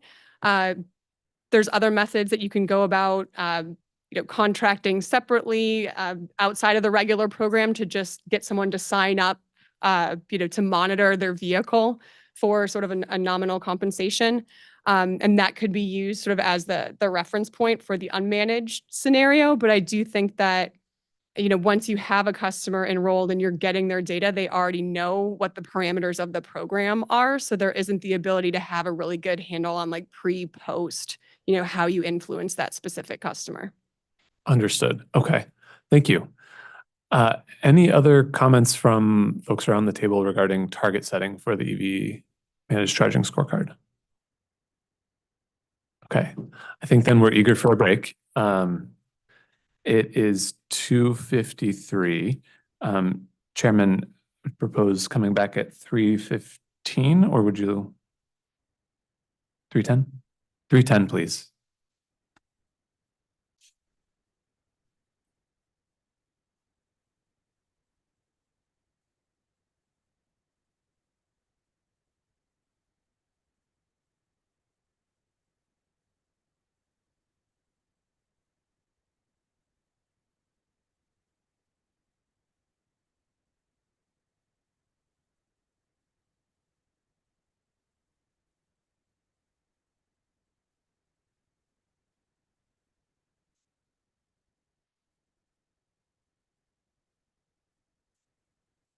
It's gonna be fast. I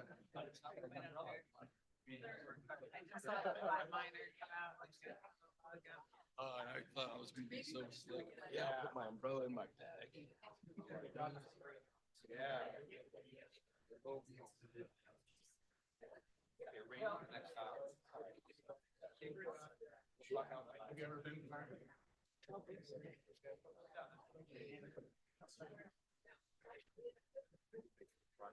Yeah, we'll see if anybody's on here.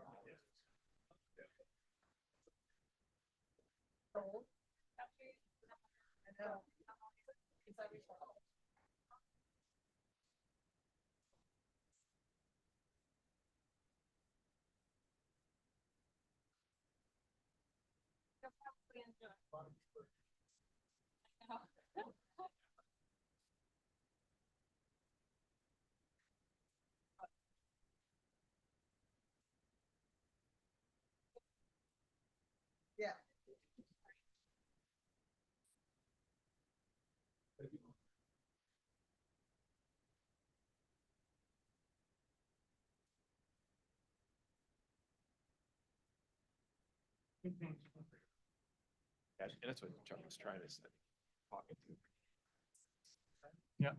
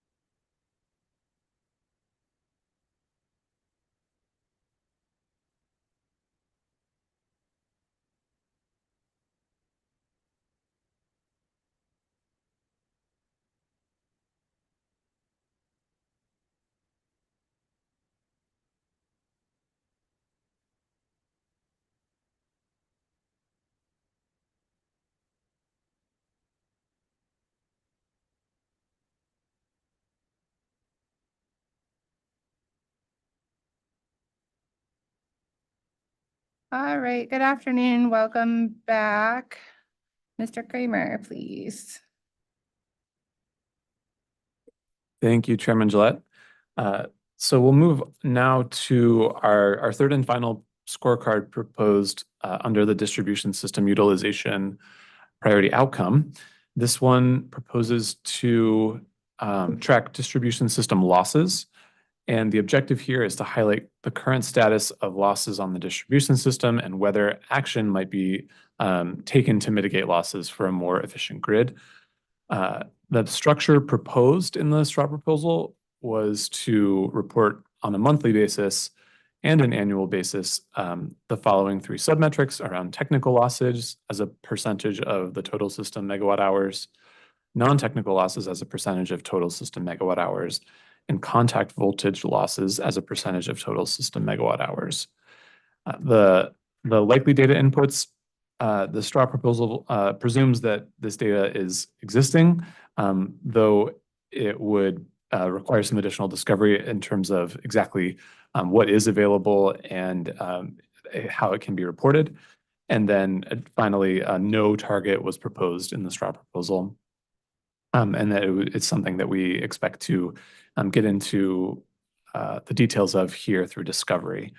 So with that recap of the distribution system losses scorecard, I'm going to turn it back over to Ms. McDonald for our roundtable discussion questions. Thank you, Mr. Kramer. Mr. Donnelly, I'd like to start with Avangrid. Excuse me, based on the comments that were made for this scorecard, can you help me understand what resources would UI need to detail the breakdown of distribution system losses?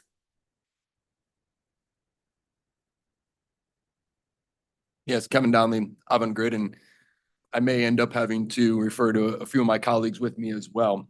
That is an area that we do see as some challenge. Some additional resources would be needed to be able to get down to the sub-levels that are looked at within the straw proposal. I think specifically, we have already identified an incremental FTE to be able to full-time dedicate to the tracking and the manual adjustments and calculations of the data. Having software has not yet been further understood in terms of what would be needed versus what we may have. I know our big challenge is with how you segment and take the level of detail down as laid out within the straw. I'm going to just pause for a moment, turn around if you don't mind, and see if I have any additional comments from the team. Okay. Yes. I was looking for one person and here he is. I'll turn it over to Mr. Rossetti. Hello, good afternoon. My name is Vinicius Rossetti, speaking on behalf of UI. So before explaining a little bit about the resources that we need to run these calculations, UI understand this is a very relevant metric to be tracked. And by metric, I say metric because we first need to understand what are the actual levels of losses in the system. So after tracking these levels of losses along the time, we will establish a baseline to actually define a target for that. So yeah, we agree that this is a very relevant topic to be discussed.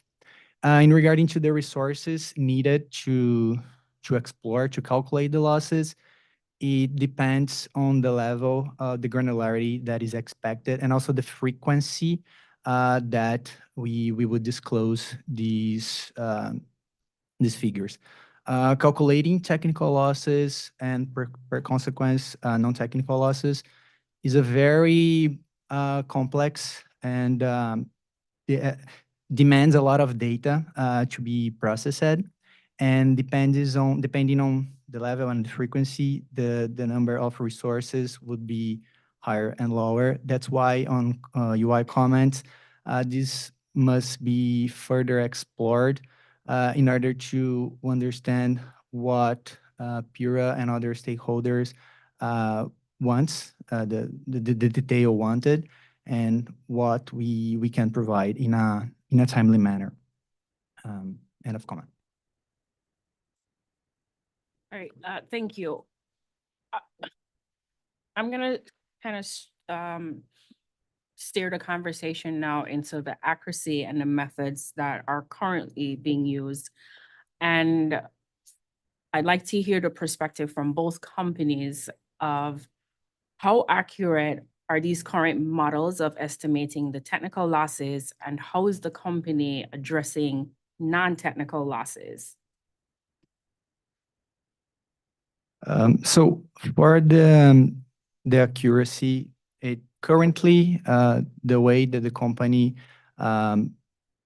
runs calculations of technical losses are based on models from 10 years ago, and it's a very manual process that was required us to disclose these figures in an annual basis. So it's I cannot ensure the current accuracy of those figures, but what can I assure is that from 10, 15 years from now, we have much more data readily available. For instance, in our case, the AMI that was deployed that could be used to leverage the calculation of the technical losses. So it will be more accurate for sure metric to be presented. One thing that I'd like to highlight on the non-technical is that it's kind of straightforward to calculate the total distribution losses, but the non-technical losses are a consequence of the distribution losses minus the technical losses. So the complexity, as I mentioned, is under the technical losses. That depends on the factor that we want to disclose and the frequency, and it will demand more or less effort. And depending on the effort that is put on the technical losses, there will be a quality data for non-technical losses, and then down the line could be used for the company to manage also these figures. Thank you. Is the company reporting this data anywhere? Publicly, that is. From my knowledge, the best of my knowledge, the last time that we published this figure was 2016. So from 2017 to now, I am not aware if we are publishing this. And I know that in 2010, 2011, something like that, there was a request from Pura for the company to publish this. But I'm not aware if we kept on track from those years until now. But internally, we have some models when we studied our models to propose investments on doing the investment planning. We do take into account, but not in the system level, but in the geographies that we are currently working on our planning models. And how often is the data reported internally? Is that a monthly or annual basis? No, we do, depending on, as I mentioned, we have the locations that we are studying under our planning process, and then we have there. So there's no a frequency nor it depends on the circuit that we are studying. I'm not sure if I answered the question, but there is no report saying like, okay, technical losses every month or every year. It's a metric that we use doing proposing investments that we normally do. I'm sorry, just could I ask one follow-up question on that? Then is it not a metric that informs the company's regular business operations? Not aware. Yeah, again, coming down there. So think to that broader question, let us take that back and just make sure that there aren't other parts of the business that Mr. Rossetti is perhaps not as familiar with that aren't using it. I don't want to leave an unanswered question, so I would just want to confirm that. I myself am not directly involved in that part of the business, so I'll need to confer. And if we get a chance, we'll bring it back before we close out today. I see Mr. Eves is. That's the guy I was looking for. I just didn't turn Chuck around. Eves, on behalf of UI. So one of the trade-offs we do look at, a lot of the technical losses would come from transformers. And the decisions you make around the materials that go into the transformers to limit the losses and their upfront cost versus their life cycle cost. So as we look at losses and we evaluate the transformers we're buying, we do look at that total life cycle cost. So that's one element where we're considering the losses. Another area is our revenue integrity group, which we have a series of people that are out looking for theft or, diversion of electricity for the non-technical losses. So trying to minimize that on an ongoing basis. So we are aware of it. It's part of the physics of our system. There are going to be losses. And we do evaluate the trade-off in the materials we buy versus the amount of losses that will occur as a result. Yeah, thank you, Mr. Eves. So Eversource, I'll start with you, Mr. Freeman. In Eversource's response or in their written comments to this scorecard, the company finds distribution system losses as technically moot. Could you provide some context as to why that is? And if there are any specific scenarios the company believes this scorecard could be useful? Okay. Thank you for the question, Ms. McDonald. So let me take a little bit of a journey to get to the answer, right? If you will indulge me. All right. So this is a very complex subject, right? And as young engineers, we're taught that losses are part of the cost of doing business in a power system, right? Mr. Donnelly rightly said that you cannot, Mr. Eves, you cannot eliminate losses. You may be able to reduce them by things you do, but you can't eliminate losses. And from the transmission system down to the very end of the secondary system, losses are incurred, right? Now, you can measure the losses, and the overall loss is measured by, of course, the power in minus what comes out, and the difference is the losses, but that's a gross number. That includes the technical, the non-technical. It doesn't break it down by equipment. You really have no degree of granularity if you're going to attack the subject of how do you mitigate losses, right? To do that, you would have to measure losses and put equipment out there to measure losses at different points in the system and understand where the losses are occurring. What we prefer to do is to use a model to understand how losses are occurring and where they're occurring in the system. And that would be a load flow model, right? So we model the system, we model all of the lines and the transformer impedances that actually contribute to losses, okay? And so losses are a function of the current flowing through a piece of equipment and the impedance of that equipment. And there's an I squared R relationship. So if you double the current, you're quadrupling the losses, right? And so we use that model to understand where the losses are occurring. But one of the drawbacks of our models on the distribution system is, one, we don't include the power transformers, okay? We're just modeling it as a source. We also don't include the service transformers. And there are thousands, I don't know how, but there are lots of these out there, right? And we don't include a secondary system. Our distribution models are most of the primary system. And so when we do a load flow and we calculate losses, we're not getting a full picture of the losses.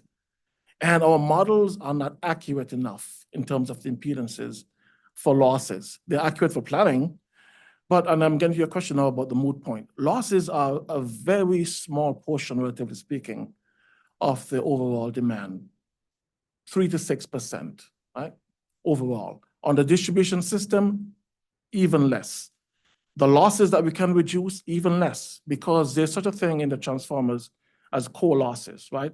It's the loss, when you energize the transformer core, it immediately results in losses. They're called no load losses.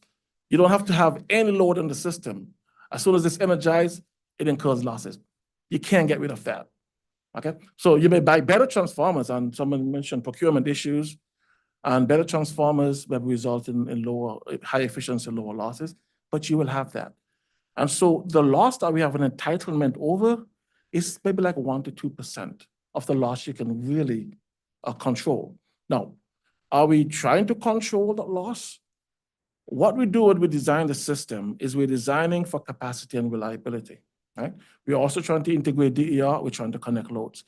And so as we do the forecast, as I explained before, and we build capacity, we're naturally putting in bigger lines, bigger transformers. We're doing different things, maybe like converting to higher voltages. When we do those things, they impact losses. Bigger lines means low impedance, less losses. Bigger transformers, more efficient, maybe less losses. But we're also designing for capacity. And with electrification and EVs and all these things, they draw more load. And when you draw more load, that I squared R relationship comes into play. Double the load, quadruple the losses. So we have things in tension, right? We're building the system for more load, and building the system for more load means that we're going to reduce the loss in the near term. But as we load the system up, the losses also go up. And so do we now target a program to reduce losses? And if we did that, are we now going to be diverting capital away from reliability and capacity projects? Or do we continue to design the system where we've done for capacity reliability, understanding that losses are a byproduct, is a consequence? We do our best from an engineering perspective to buy good equipment, to be diligent about how we upgrade the system, and we deal with the physics of the technical losses. The non-technical is a different question. I think we can probably do more there, but the technical losses, I think it's a very sticky point, and that's why we said it's moot. Long journey, I told you. No, and I appreciate that. I'm trying to now understand then based on your comments, the correlation in how the company focuses on reliability and your capacity without at least having a snapshot of how well the investments are going in terms of have the losses, technical or non-technical, have improved or declined?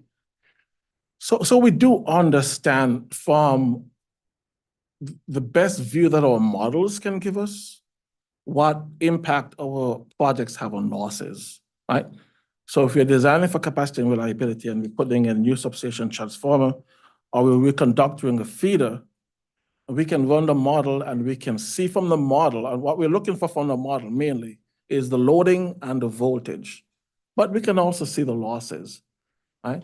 And so that's a byproduct, but it's not an objective. And I think that's where we're having a disconnect. When we do this, the objective is not to reduce losses. The objective is to improve reliability and to provide capacity. And then we observe what the losses are.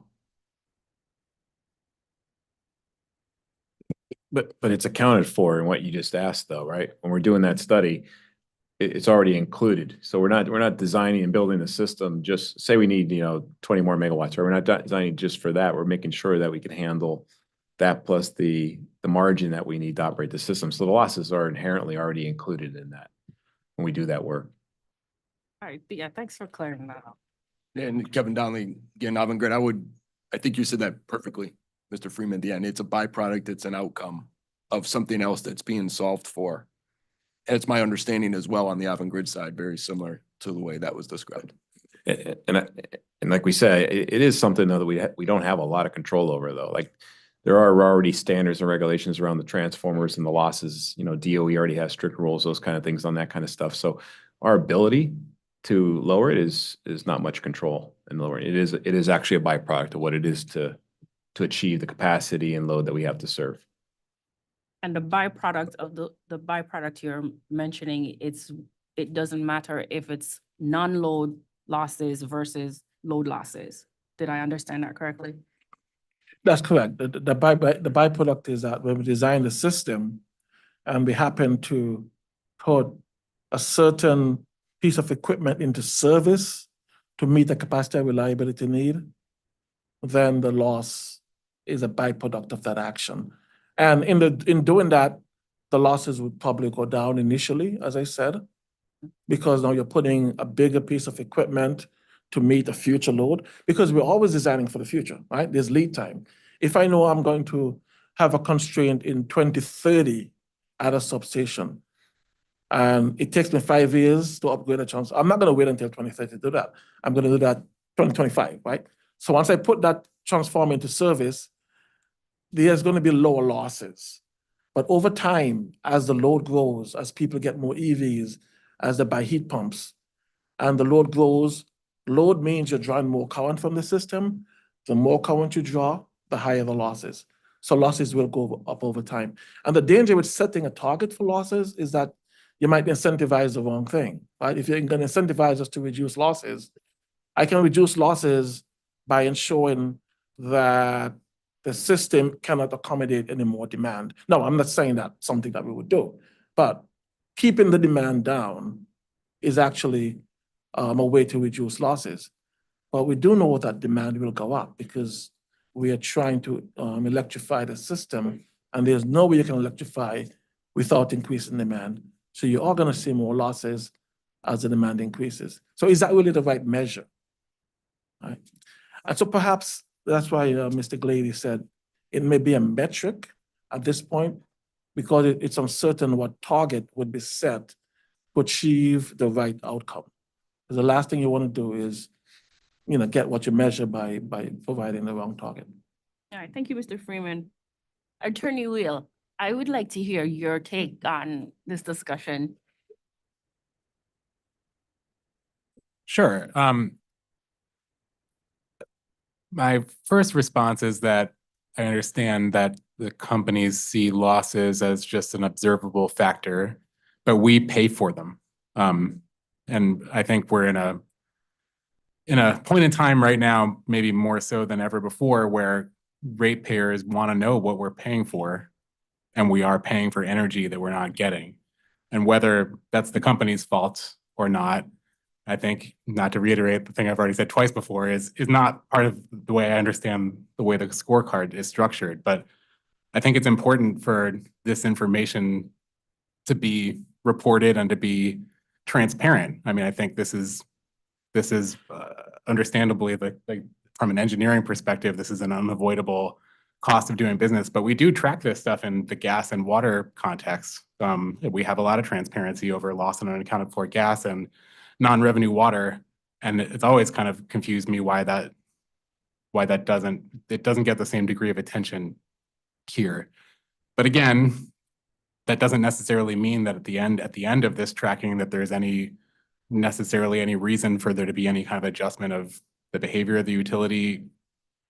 Again, from my perspective, the point of these scorecards is just to get a sense of what's happening, what the trend is over time, and then maybe use that information to eventually figure out if there's anything that can be done to correct it from any perspective, whether it's incentivizing the utility or some other solution. I think that's my reaction to the conversation so far. Thank you, Attorney Will. Are there any reactions to Attorney Wheel's comments from the companies? Because if we continue on the track of we're reporting this for transparency, customers use this information to know where ratepayer funds are allocated. Can the company readily report this information or the data that's used or contributes to the information? So just one reaction to what Attorney Wheel said. Yes, I am all for transparency, and I'm also all for providing data that will that's actionable, that will move the conversation forward. But just a question for Attorney Wheel, I guess, if I'm able to ask him a question. what would you get from losses as a scorecard that you wouldn't get from losses as a metric?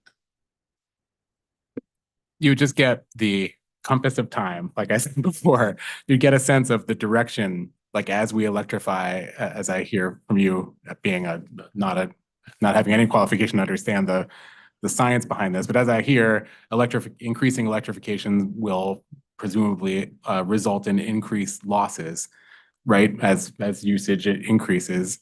We just want to be able to understand how much is that?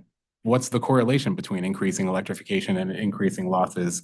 And then ultimately, is there anything that can be done to mitigate that, particularly if that increase becomes unpalatable? Like I hear the company saying that losses are sort of part of the cost of doing business and there's a consideration of the impact they might have. But it sounds to me like the company is sort of performing a cost benefit analysis of determining, well, the losses are acceptable because we need to incur them in order to get there.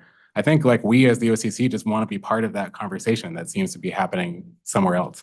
No, I'm perfectly fine with that, but everything you just said, wouldn't you be able to get that if the losses are a metric without attaching a target to it? From my perspective, the metric would just tell us this year's losses, and the target would tell us this year's losses as compared to the last 5 years, or that's all. So well, we can put that in a metric. You can have this year's losses, the last 5 years' losses. We can give you that. That would be, as I understand the definition, that would make it a scorecard. No, the scorecard would be a target saying that we have to target a certain loss level. I think that's the difference as I see it. Maybe I'm wrong. We see it differently. You can read, we've put this in written comments for like 2 years now, over and over again, highlighting that from our perspective, a target is just the difference between a metric and a scorecard is that a scorecard is a metric plus a touch point. And we've discussed actually how target might sometimes be a deceptive term because it does imply to some people that it's a goal. That's not necessarily true of a scorecard. That the word target in the context of PBR language for scorecards really is just a point of comparison to look at a metric against. Okay. And so Kevin, that's a clear distinction that I think really we would all benefit from, honestly, if you think about how the straw was written. That's the OCC's interpretation. Right. The companies have an interpretation that needs to be clarified as well. Great example of something that if we could get some more reaction or some insight from Pura's view of it to how we think about these things. To your point, Mr. Wheel, you can have performance be measured as a metric to say, how does that look relative to any other set point in time or average or something? When you hear the word scorecard and targets, I would just share from our perspective, probably Eversource is similar. It has a connotation of driving decision-making to improve a level of performance that then directs where you will make either investments or where you will allocate resources. And that very well may become the outcome. But if I'm hearing you correctly, the OCC's position is just because it's a target on a scorecard doesn't mean that that's should be the outcome. Let's just understand the data. Let's observe it. That's a very clear distinction from Avangrid's standpoint that we're not all that clear on right now. All right, so thank you, Mr. Donnelly. At the starting of this meeting though, I almost said Commissioner Kramer. Mr. Kramer, if we go back to slide 4, let's see if we can get some clarity and then perhaps hear the company's response based on this clarity. Mr. Kramer had stated, and it's also in the straw proposal, what a scorecard is. So from sitting here and not speaking on behalf of the commission, I would say Attorney Wheel's interpretation of what a scorecard is what was stated in the straw proposal. So if we think from that perspective, where we need to have the information and then compare it to a snapshot in time to see whether or not there's improvement or there should be improvement. That is the goal of the scorecard. Well, I won't speak into if scorecard becomes a PIM and all that stuff we were discussing before. But for here, the target in which we're trying to understand, or at least what I'm trying to understand with my line of questioning, is what snapshot in time should we set for the target? How can we make a reasonable and fair comparison of the data that the company can provide, if it can provide in a timely manner? And just, thank you, Ms. McDonald. Just to add on to that, I think another possible way to make that comparative point for a scorecard could be to compare against peer performance or peer data. And so if the companies are concerned about a historical view of, in this case, distribution system losses and looking at an average, if that's not an appropriate benchmark, and you'd propose that it's instead looking at peer performance, that's also something that could give us just some more interpretation to understand, what and see more clearly what the company's performance demonstrates. So I think that's something that through our line of questioning, we're aiming to understand both, do we have the right submetrics? Do we have the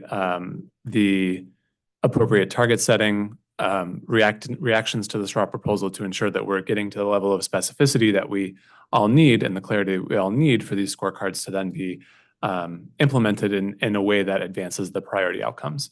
So just with that in mind, I think I did want to come back to a question on target setting related to this scorecard, which is, Mr. Freeman, you had mentioned that there are sort of two ways to do this, through modeling or through implementing, like sort of installing devices, measurement devices on the system to measure losses. And I'm curious if you're aware of peer utilities that are using the measurement approach versus a modeling approach. And if you could just speak to that in terms of the approach that Eversource has taken.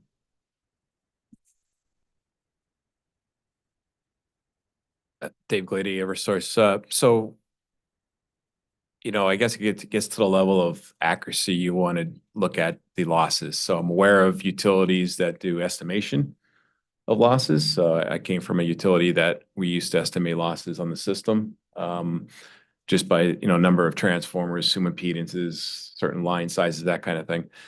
But to get to the level of more, accuracy, yes, you would need to install equipment on the system to really get more granular details, almost meter class accuracy to really know what the losses are. So, and that would be a significant investment and effort to do that. So it gets back to where we're going is, if that's what we're trying to do to get that kind of level, that's what you would have to do. Because an estimation process is, I don't know the exact percentage accuracy is, but it's just gross based on assumed numbers. I know a number of utilities that do that. Okay. And I think, Mr. Donnelly, you had mentioned that with AMI, that becomes more, that data could be used to get to a more granular understanding of estimated losses, or if it was you, Mr. Rossetti, I apologize. But I'm curious if that is an exercise that UI has undertaken to look at the losses using that meter level data. No, we didn't do this exercise by the moment, but I'm Vini Rossetti from UI. Came from Brazil, and then there we used to calculate the losses in the company there in a way in estimations. So there we don't have AMI as we have here, and we use it load profiles to estimate the actual each resident, each building consumption in a timely manner. So we could compound and be able to have a meaningful number of technical losses. So I mentioned leveraging on AMI as we have this granular data in hours. It would be able to have a more accurate by feeder, even by trench, the losses for there because the AMI gives this granularity. I just want to refer to Mr. Will's comment on if beneficial electrification, if the load grow, but the system keeps up with that, the losses doesn't necessarily increase. Again, I came from a country that we used to have companies there with 12% of losses, with much less load than we have here in US, and UI has average losses in 5%. So if we are able to keep our system capacity in good levels to attend that load that we have, we can control the technical losses. But as Mr. Freeman said, we invest for other aspects that a sub-product is the improvement of losses. And your second point, third point regarding accuracy, I understand that, okay, we have some divergences on what is metric, on what is scorecard, but the fact is that if we, as a company, as UI, we are able to look at the past, calculate losses from our past years, and do it by now, we can compare ourselves to our past selves. And this is, in my belief, the most accurate thing to do, to track a company according that company, to that historic, to see if we are going up or if we're going down in this metric. Thank you, Mr. Rossetti. Okay, I think we've exhausted distribution system losses for the time being. Certainly more that we can get into. But in the interest of time, let's move on to our next scorecard. Thank you, Ms. Lupoli. So for the priority outcome social equity, this scorecard is our equitable AMI scorecard. And the objective here is to ensure that opportunities are equally distributed and that AMI opportunities, are equally distributed, and to track AMI impacts with disadvantaged customers. And so the structure proposed here was to use 3 submetrics: the percentage of financial hardship customers that have AMI, the percentage of financial hardship customers with AMI that are enrolled in AMI-dependent offerings, and third, the percentage of financial hardship customers with AMI disconnected for non-payment. And the likely data inputs here would be data around customer hardship status, existing customer data regarding use of AMI or traditional metering technology. And for target setting, the STRAW proposal suggested that the target would be set equal to the percentage of non-hardship residential customers for submetrics 1 and 2. So comparing the percentage of financial hardship customers that have AMI with the percentage of all other customers that have AMI, for example. And for target setting for disconnected for non-payment, that again, that percentage of hardship customers without AMI is equal. Sorry, I think I tripped over that last one. But you can see it on the screen here in terms of the proposal of comparing non-hardship customers to the same rates in all other customers. And so with that, I think we'll just take, given time, I'm gonna truncate the opening comments to 1 minute. I know it's tough. So if we could just do 1 minute of opening comments here regarding the scorecard. And Eversource, we have a change of the guard here. So could you please introduce yourselves and get us started with a minute of opening comments on this scorecard? This is part of my 1 minute. No, I'm not. Chair Gillette, Commissioners Karen and Arconte. My name is Teresa Hopkins Staton, and I am the Vice President of Corporate Citizenship and Equity at Eversource. And I'm Jared Lawrence, and I'm the Chief Customer Officer at Eversource. I'll start the timer now. Thank you. I'm going to have to talk really fast. Just to give you an extremely high level of equity and environmental justice at Eversource and what our journey has been. Back in May of 2021, my position was created to develop equity and environmental justice guidelines that we eventually would operationalize across our company. And that became the lens from which our employees would look through to do their work to make certain that our decisions and our work processes were just and equitable, certainly with a lens towards making the outcomes to be the best in the interest of our customers. We've developed an equity framework to improve communications effectiveness with our customers, to certainly increase engagement in our environmental justice communities and enhance delivery of our programs and services. The framework is based on principles that recognize and acknowledge the inequities experienced by environmental justice communities and populations, to make sure that every customer that we interact with and serve feels respected, and certainly to make certain that our processes are transparent and inclusive. We listen to learn, to gain understanding about our communities, and to gauge them early in the process so that we work to make certain that we incorporate any concerns that they may have. So this is not a new concept, one that has been around for a long time and has resulted in historical, cultural, and institutional inequities and disparities in communities that are predominantly Black, Indigenous, people of color. And these inequities span across a number of sectors, requiring, in our opinion, intentional focus, level of collaboration and conversation. And we are happy to be at the table to make certain that the voices of all of our customers are heard, and that they are all included in this transition to a cleaner energy economy. Thank you. Thank you. Did A little over, but I'm it was your sorry. first time here at the bench, so I'll allow it. Thank you very much. And let's move around. Mr. Rams. Moses Rams for Utility Workers Union. What I would add to the equity piece is something that's very important to the people that I represent.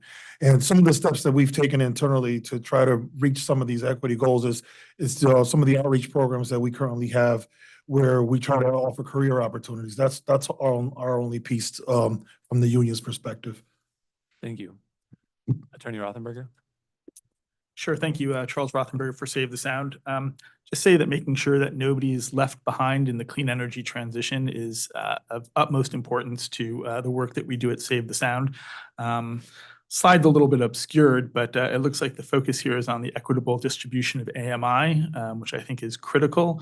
We all know the disproportionate energy burdens that low-income households in our state labor under, and ensuring access to investments in advanced metering infrastructure will help them unlock the opportunities to participate in some of our time of use and demand response programs in a way that can help them actively take charge and manage their energy bills. So we think it's critical. Thank you.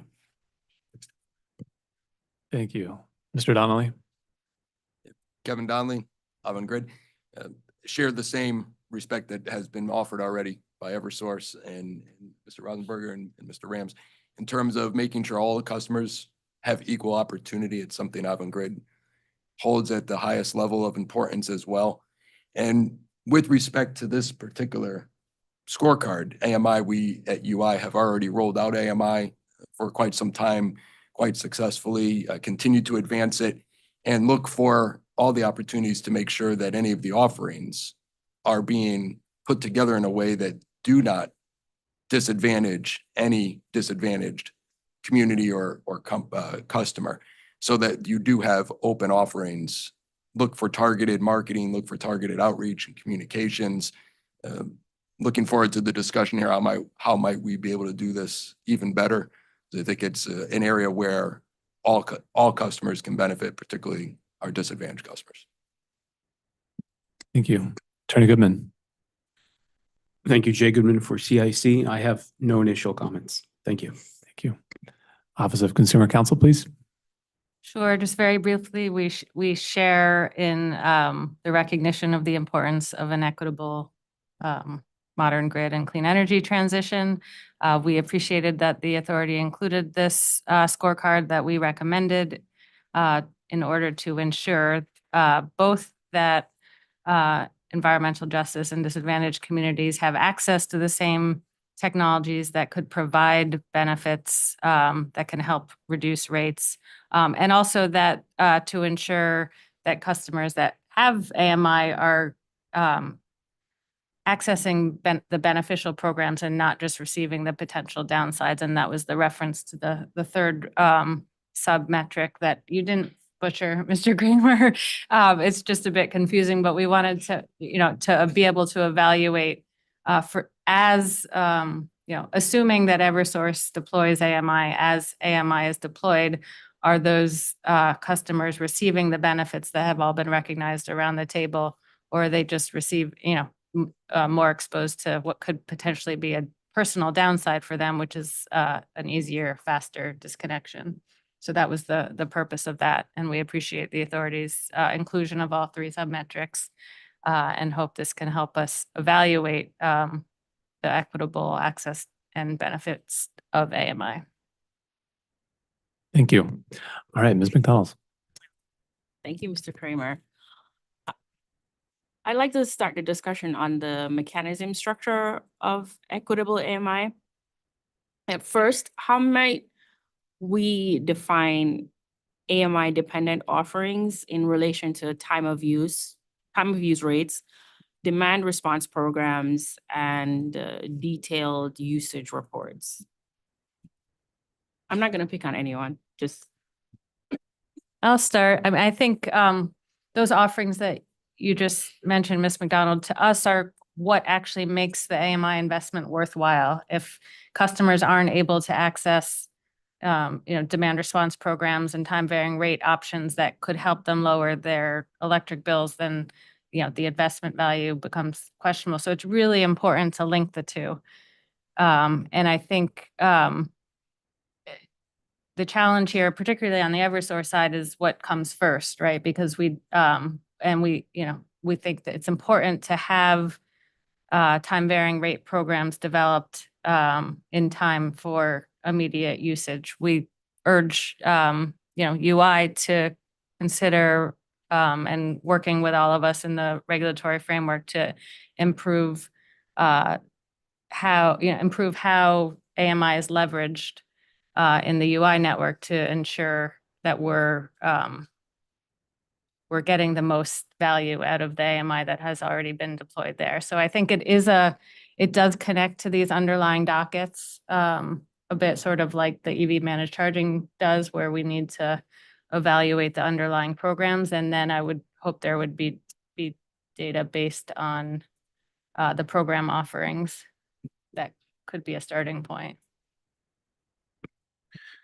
From an Eversource perspective, I think that we'd like to emphasize that the AMI deployment enables control and delivery of more valuable insights to customers. So that's really like the overarching philosophy around AMI-enabled offerings. So specifically with respect to that, there are actual capabilities that are delivered with the AMI devices themselves, as well as the network devices that will be connected to them. And then there are additionally better decisions that customers can make with the insights that we can deliver through the AMI interval data itself, as well as the customer engagement portal and the alerts that we deliver as well. So I think anything that is positively influenced by that universe of or that portfolio of offerings, I would consider part of it, the AMI portfolio. Thank you.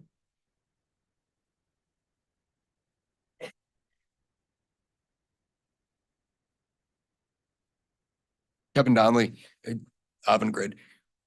One of the areas that we would suggest, and we put this in our written comments, is it gets to that what Ms. Coleman had said around the percentage of customers and who's using time of use rates. How do you think about that from disadvantaged customers? How well are we offering those essentially? And while you can't force a customer to go on, perhaps there's considerations what you can do. And then more importantly, what does their usage pattern then look like? Because it's one thing to be enabled, meaning you have the technology, you can be switched on to a time varying rate. It's another thing then to have that influence your behavior to a way that is beneficial for you, ultimately as the customer. I think some of our initial views and studies of things we've looked at in the past on time varying rates is that people who go onto the time use rate perhaps don't really change their usage pattern. So it's an interesting outcome sometimes, and which that may actually not be the best move for them. Speaking a little anecdotally, because I don't have the data at my fingertips now, I just know from our past conversations in the company, and some of those individuals who do the more research is around how impactful are time varying rates to customer behavior and improving or changing usage and patterns. Thank you, Mr. Donnelly. Based on those comments, it's safe to say then that the AMI dependent offerings are those that have a positive response for the customers. What can we do to safeguard that this doesn't have any negative impact also, as indicated by Councillor Coleman? It also gives the opportunity for the companies to react to customer behavior, and that may mean disconnections will happen swiftly. I don't think anyone would argue that that's not a positive impact on the company, on the customer. So what safeguard can we put in place for these AMI dependent offerings to prevent any negative impact on the customers? I'll take that first. I think that there are two potential outcomes that a customer could consider negative. The first has to do with unauthorized sharing of their data, which I can come back to, and then specifically, Ms. McDonald, to your question around disconnections. I really think that that's actually a misguided goal to make the assumption that restraining the AMI capability to do remote disconnections is bad for customers, because essentially constraining the AMI capabilities is not an affordability program, and AMI is not the root cause for a customer going down the delinquency process. So currently today, a customer might not be disconnected, either one, because we don't have access to their premise, or number two, because there were temporal bottlenecks in our field resources that kept us from getting to that disconnection at that particular time.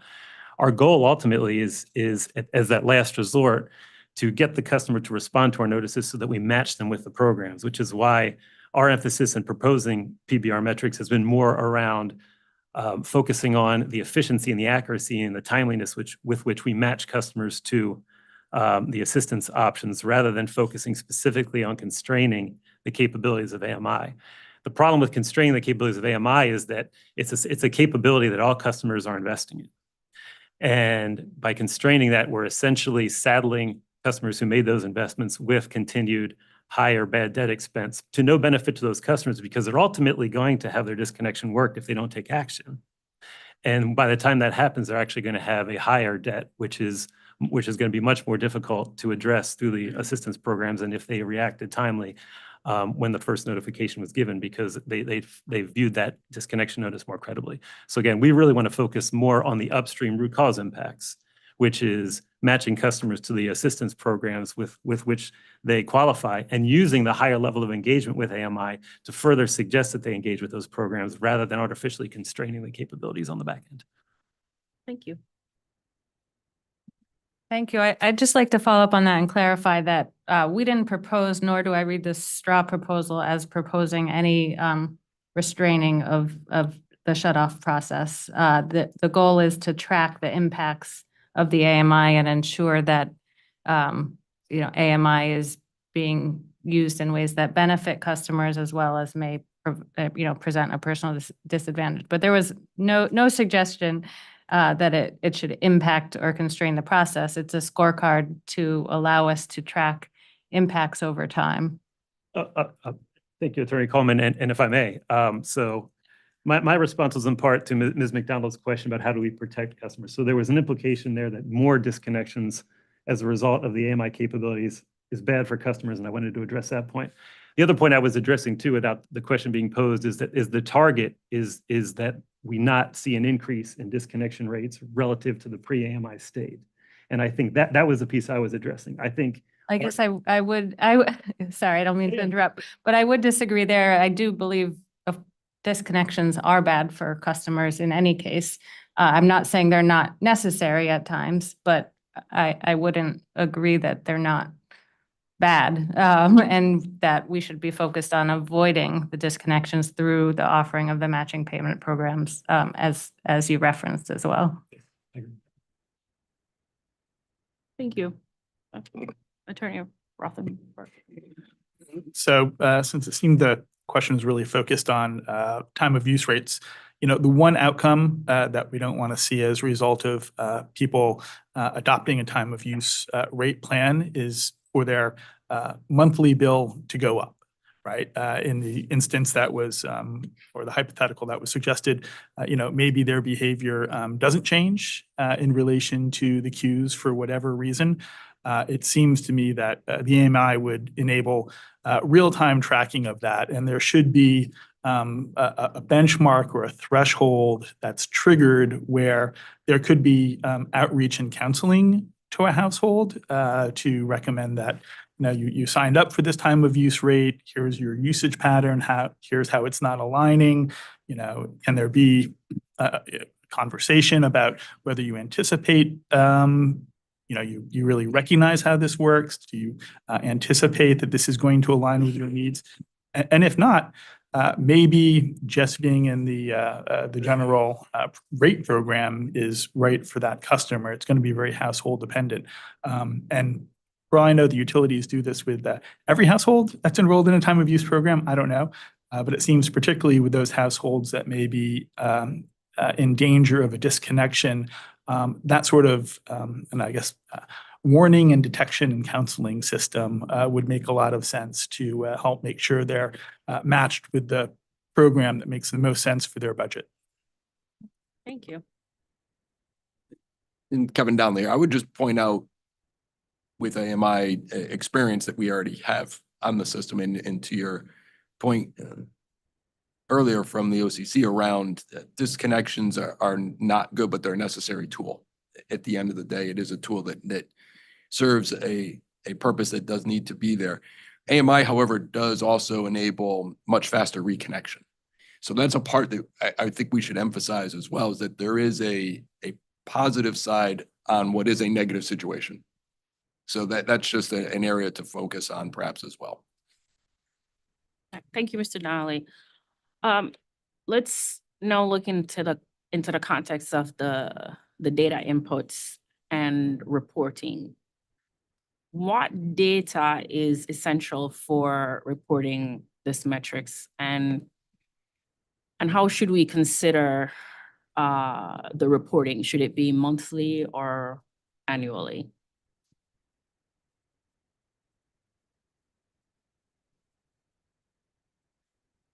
These are actually, these are all data that we intend to track fairly regularly and fairly easily. So, of course, this is all premised on our, of course, having the cost recovery framework to move forward with AMI deployment, but assuming we do, the reporting on this would not be problematic, and we could report it at whatever frequency is desired. All right, so the frequency doesn't matter, but what is it that we need? Should we be looking at disconnection rates across all customers to help provide some context for those facing financial hardships? Should we be tracking to Attorney Rothenberger point about how you educate the customers when it comes to time of use or detailed usage reports? Is that something we should be looking into as part of the reporting profile of this scorecard? So as I understand, the reporting profile is the percentage of customers who qualify for hardship and are also either participating in the offers. I mean, that's a pretty straightforward data extraction from our system. So once we define, what we consider to be in the portfolio of the AMI, we maintain, participation logs. It's very simple to then cross-reference that with our account records as to who's a hardship customer. Same thing with our AMI rollout plan. When we ultimately start to deploy the meters, we'd be able to do the same thing. So I think if I understand the question correctly, Ms. McDonald, it's as simple as just understanding what we consider to be the portfolio of AMI offers and then cross-referencing that to our CIS system and the records of customers who have the hardship flag. And then similarly doing the same thing for our AMI deployment database and then our disconnection database. Thank you.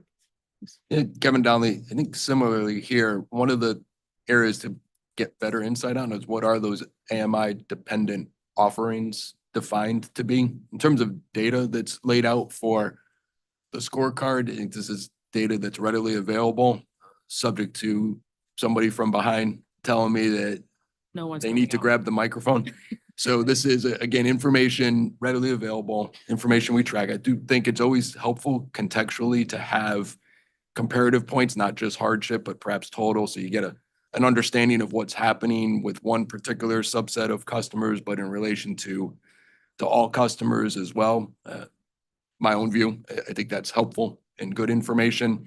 And then finally, again, having better understanding and definition of what are those quote AMI, what was it called? I'm not going to get my own quote wrong here. The AMI driven benefits and programs that are available. Just on that last point, I think we discussed them here as time of use rates, demand response programs, and customer usage reports. Are there others that you'd propose to include as AMI dependent offerings? No, I think that was one of our open questions as a company. Those seem to be appropriate because they are enabled by AMI or better enabled by AMI. We don't have any other views of additional ones. And I think in the end, you're trying to empower the customer to have an ability to control or take ownership over their own energy usage and profile. It is ultimately the customer that needs to take that final step to act. We can provide the information and the technology is enabled by AMI the way you've described. Thank you, Mr. Donnelly. That's all I have. Councilor Coleman. Council Coleman, then we'll move on. Just very briefly, I think we would prefer a monthly reporting. Disconnections are currently reported monthly, and it doesn't seem like it would be that much of an added burden to add some of these other metrics, particularly as we're talking about the Eversource rollout or deployment. It would be helpful to have a month-by-month update. And, in terms of UI, which currently has AMI and has a sort of very rudimentary time of use rate, it would be important if and when that time of use rate is improved to make sure we're tracking very closely what the immediate impacts of that are. I know that Mr. Donnelly talked about some concerns around time of use rates and whether or not they're effective. And I think there's a lot of data that shows that ultimately depends on the rate design and how effective the design is to incentivize customers to participate and want to engage. The more beneficial it is to them, the more motivated they are. So we'd like to track that data as closely as possible as well. Thank you, Council Coleman. Okay, we're gonna move on to our next priority outcome here. Thank you, Ms. Lupoli. For the greenhouse gas emissions reduction priority outcome, we have on the screen a summary of the Clean Energy Program Attrition Scorecard that was proposed in the straw proposal. The objective here is to identify the level of attrition in the NRES and SCEF clean energy programs, and ultimately to understand the impacts on GHG emission reductions. The structure proposed here was 3 submetrics, including the attrition rates for the NRES program, the SCEF program, and for the legacy LREC and ZREC program. And the likely inputs here would be the number of projects not completed out of the total number of projects accepted to the 3 programs listed. And for target setting, though the straw proposal didn't define a specific timeframe, the straw proposal did suggest that this could be set based on historical attrition rates. And we'll do a lightning round of 1-minute opening comments if we can, and then get into just a few targeted questions on this scorecard. I think I haven't started with you, Mr. Rams. All right, so we're going to move on to Attorney Rothenberger and move around the. Thank you. I assumed you'd pick on me for this one. Charles Rothenberger with Save the Sound. Obviously, we think that the greenhouse gas reduction portion of the PBR docket is very important. We think the utilities really do have skin in the game when it comes to managing climate change and our emissions profile, not only from the need for increased resilience in the face of weather-related events, but also managing the increased demand that comes from the solution set of increased beneficial electrification. When it comes to the attrition of our clean energy programs, we recognize there are a couple factors that play into that. Not only the interconnection times between application and approval, but also the fact that here in Connecticut, unlike some other states, projects bid into these programs fairly early into their development profile, where in other states, they tend to bid once there's much more of the project developed. That being said, we think this program attrition metric or scorecard is really important because you really can't gauge our progress towards meeting our clean energy goals unless you know how many of the approved projects in a particular program actually are followed through to fruition and the flip is switched on. That's really the only meaningful metric there is to measure our success towards our goals. So we think this is critical, and I will keep it at that. Thank you. Thank you. Mr. Donnelly? On this one, I was actually going to look for a little help from my colleagues. And there she is. Hello, colleague. Hey, Christy Prescott. Yes, good afternoon. Christy Prescott with United Illuminating. Sorry, I just stand up there. So I'm the director of wholesale power contracts at United Illuminating, and for many years I have administered the LREC ZERIC program, the NRES program, the Shared Clean Energy program. There are a lot of pieces that are outside of our control. You'll hear that again. But specifically in the attrition rate of these programs, there are just many factors that are outside of our control. As was previously mentioned, these are competitive procurements where we're having bids from developers which have to meet certain eligibility criteria, which have been established by the authority. But in terms of the decision to move forward and to continue the financing and the construction all the way to COD is really a decision of the developers and has not been one that we could control. Specifically with the LREC ZERIC program, when that program was established, we learned a lot from that. First rolled out in 2012 and ran for about 10 years of procurement. We saw very high attrition rates, upwards of really 45% or so. When the non-residential renewable energy solutions program was established, we tried to make some recommendations to the program design that would help alleviate some of that. In terms of attrition rate at this point, I don't have numbers for NRES because the programs are just starting. Construction is just starting, and those programs have 3 years, or those, selected projects have 3 years from the time of selection to reach their COD. So we just don't have good numbers at the moment. So to procure a benchmark against data, we would have no attrition at this point. And next year you may start to see some numbers increase in NRES. And similar concerns and comments regarding the Shared Clean Energy program. For UI, we only have, we're starting year 5.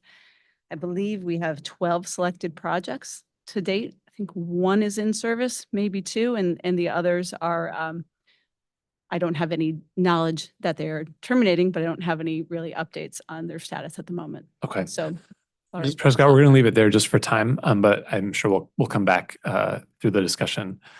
Thank you. Attorney Goodman. Hi, Jay Goodman for CIC. Comment is just, I think this is another area where context is important, aside from the extent to which the EDCs may or may not be able to control project development or impact attrition rate. You know, as was mentioned, there are a number of different reasons why a customer might not proceed to complete the project and reach commercial operations for it.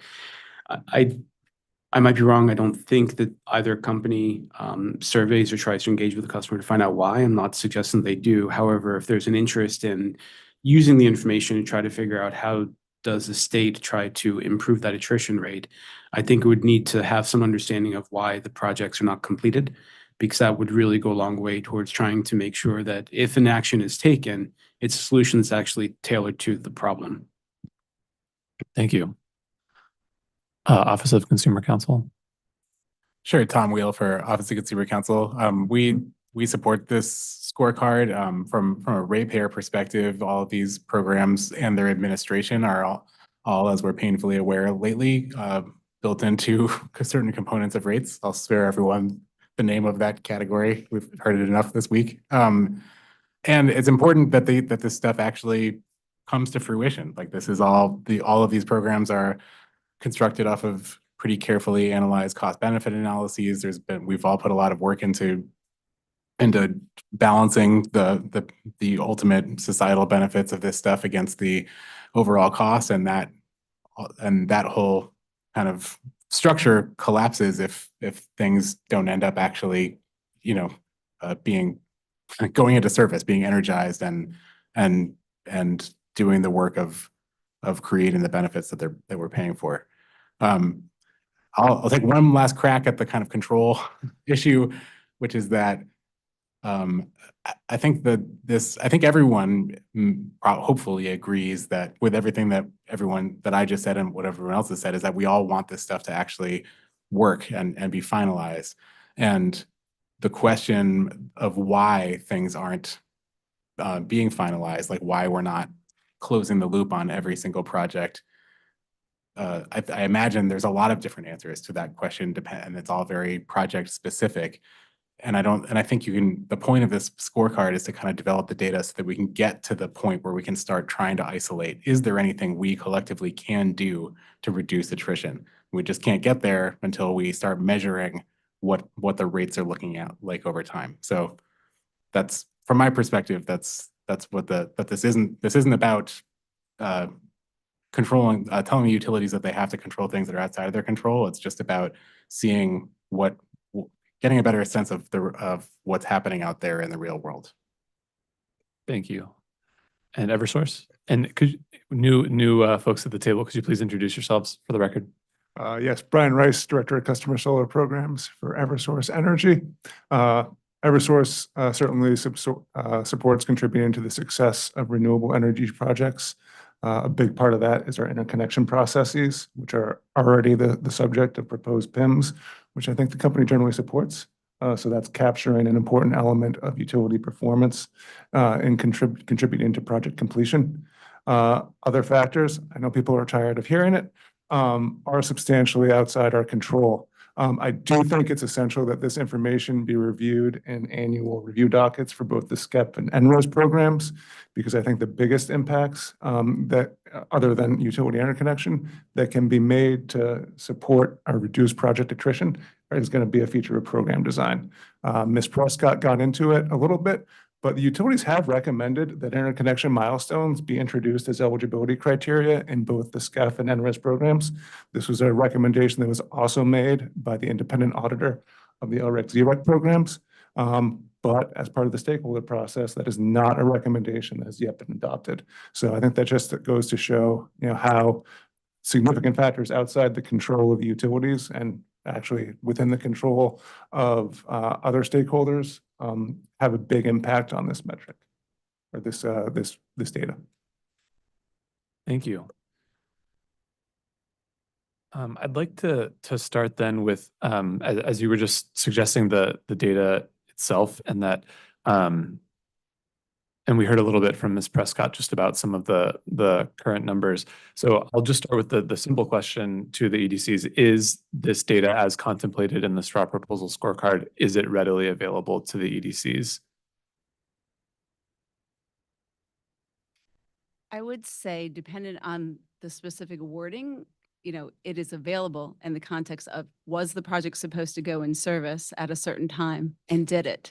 Or was it supposed to go in service, did it get an extension and miss that extension? There's a lot of variables and details around a reporting of what we consider a simple metric of is it in service or not. And so it would be, there are some nuances there, but ultimately, I think the data is available. It may show that, we might just not have any that have met a level of attrition just based on timing, though.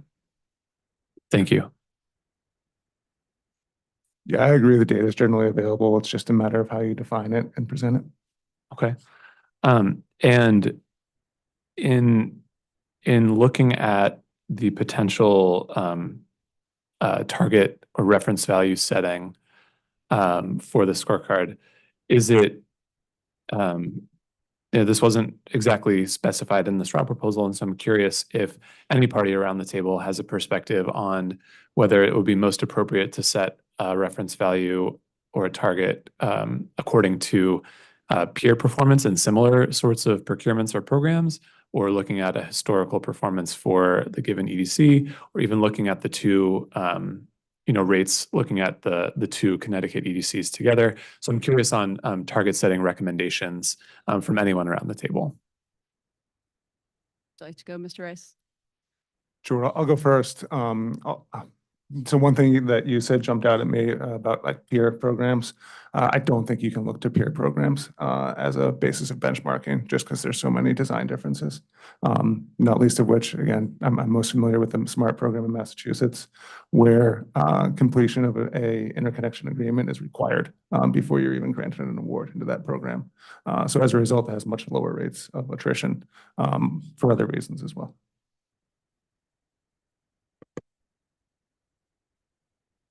I would also offer, in terms of comparison between the EDCs, certainly there's different service territory metrics and issues associated with the program's designs, the number of projects that are selected in UI service territory versus Eversource service territory based on the 80-20 traditional split we do for the megawatts available.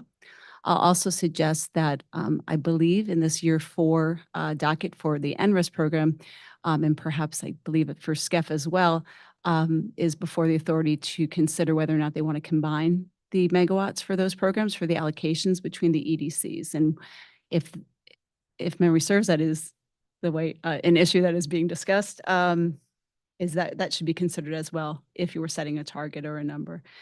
And one other thing reminded me that in the Clean and Renewable Energy Reporting Standard, which I believe is currently 240801, docket number, that report is due November, perhaps 15th, if I have my dates right.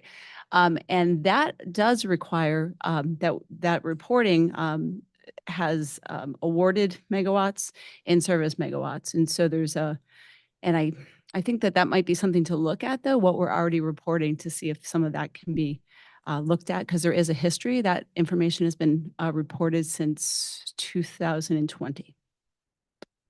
Thank you. So Attorney Rothenberger, just one moment to follow up Ms. Prescott. So are you suggesting that the reporting in the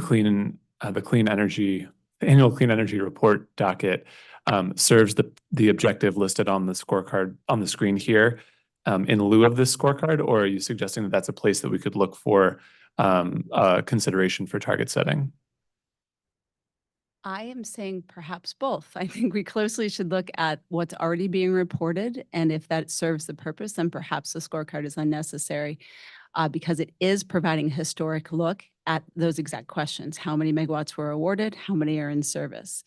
And I believe it also may ask how many were terminated, but I might not have that correct, but you can make the inference if you looked at how many were awarded and how many were in service. Okay, thank you. Attorney Rothenberger? Yeah, I'm not sure what the appropriate benchmark might be, other than the fact that obviously we would like 100% of these projects to move forward. But I think to the point that Eversource raised, programs in other states are very different, so they may not be an appropriate apples to apples comparison. I will just endorse Attorney Goodman's suggestion, although he stated it was not a suggestion. I'll take it as a suggestion that we actually survey project developers who don't move forward with a project for whatever reason, so that we can determine what the reason was, whether it was interconnection issues, financing, something else, because I think that's where the valuable data really lies, and that will allow us to make program corrections moving forward to address what's really driving the attrition rates. Thank you. Thank you for that, Attorney Rothenberger. And to the EDCs, does that the surveying of projects that drop out, does that occur currently? Speaking for UI, we don't have a formal review process for that. We have asked, many times we don't get an answer. We almost always ask if there's anything that we can know about the project, but we haven't received responses that are useful for this purpose. Yeah, we don't formally track it as well. I'd also say in many cases, I'd imagine there are probably multiple reasons why a developer chooses to abandon a project. And it's tough to know what their relative weight was in the decision-making process. Thank you. Okay. Any other comments on target setting before Attorney Whale? Tom Whale from OCC again. I just wanted to add, I think I understand and agree with the pure jurisdiction comparison that maybe it might not be appropriate to set a target, like an aspirational target tied to a particular pure jurisdiction. But I actually see the point about the apples to apples comparison sort of the other way around, that from my perspective, if a place like Massachusetts has lower attrition rates because of some sort of program design that we don't have here, I think it'd be really valuable to know that in the consideration of the ongoing review of some of these programs, whether that should be part of the conversation of how to move the needle towards a direction we'd want to go. So it does make sense to me conceptually to consider comparing pure jurisdiction programs for that reason, to see sort of what are they doing better than we are, maybe. Thanks. Thank you. Attorney Goodman. Just a quick reaction. That makes sense, Attorney Whale, but I think that level of understanding is not, I don't think that's an attrition rate per se. That's more a comparative analysis of the peer programs with a better success rate to understand what they might be doing differently that's more successful in terms of getting the projects to completion. And then what takeaway from that could be incorporated here. Not trying to argue against you or saying it shouldn't be done, just that it seems to me more of a narrative than a number, to really get at that information. Yeah, and if I may just quickly, I think this is an area where kind of further guidance or kind of indication of direction from Bureau will be helpful. Because again, I'm very familiar with the annual review proceedings. They're thorough. They happen every year. A lot of data is collected with them. And it's still not clear to me if the scorecard is really intended to support that process, because I really think that's where this information belongs, or if it's intended for a different application, which would escape me for the reasons that we've discussed. This is really, to me, information that is relevant to program design. And we have an annual docket for program design. Thank you. Okay, I think we'll leave it there for the Clean Energy Program Attrition Scorecard and move on to our last scorecard of the afternoon. So Laura, thank you for pulling up the next slide. This is still within our GHG reduction priority outcome and focused on greenhouse gas emissions. The objective here being to provide transparency into greenhouse gas emissions and energy intensity. And this scorecard would be comprised of 5 submetrics: EDC scope 1, 2, and 3 emissions. And then for the 4th and 5th submetrics, residential customer energy intensity and commercial customer energy intensity and emissions intensity for both of those, excuse me. And the likely data inputs here, I think there's probably additional specificity and detail that would need to be understood to define exactly what's in and what's out of the various submetrics. And for that reason, we wanted to start the conversation here. Additionally, we did propose in the straw proposal an interpretive target for each of the 5 submetrics set to some historical reference year value, so that there's a marker to say against or out through what time period are we looking to evaluate the change in greenhouse gas emissions and energy intensity and emissions intensity. So with that, I'm gonna start with some opening comments. Attorney Goodman, I'll start with you. I know Attorney Rothenberger wants to go first probably, but he didn't raise his hand. Thank you. I would be happy if Attorney Rothenberger had to go first. I'm happy to defer, since I stole your wonderful idea. All right, please go ahead and we'll move on from you, Attorney Goodman. All right, perhaps I'll simplify this. I have no initial comments. Okay, very good. Mr. Donnelly, please. This is another one where I'm going to turn behind me and look for my colleague, already there, Lainey Brown. She'll probably be best to do this quicker than I can. Thank you. Yeah, thank you. Lainey Brown from Avangrid. And we're happy to walk through the emissions reporting that we do have. We do report on all 3 scopes. There are obviously more emissions that are most relevant for UI. We report at a corporate level, but we are tracking in some cases at a very granular level, so at operating company or UI level. For scope 1 specific to UI, we report SF6 emissions. The other most relevant emissions relative to scope 1 are reported at a corporate level, built off of obviously representing information across the company. And those would include things like fleet, as well as facilities relative to heating. So those are the most important for scope 1. For scope 2, the most relevant is network losses, also reported at a UI level. And then at a corporate level, we report on emissions relative to electricity for facilities. So those are, and then scope 3 at a UI level, we do report on the energy or electricity procured on behalf of customers. That's the most material for UI, and we do collect that relevant to UI. Thank you, Ms. Brown. Attorney Rothenberger, we're back to you. Thank you. Well, obviously, gaining insight into our emissions profile is important. As I mean, well aware of the reporting that the utilities currently do on the scope 1, 2, and 3 emissions. So look at the other categories, the residential and the commercial customer energy intensity.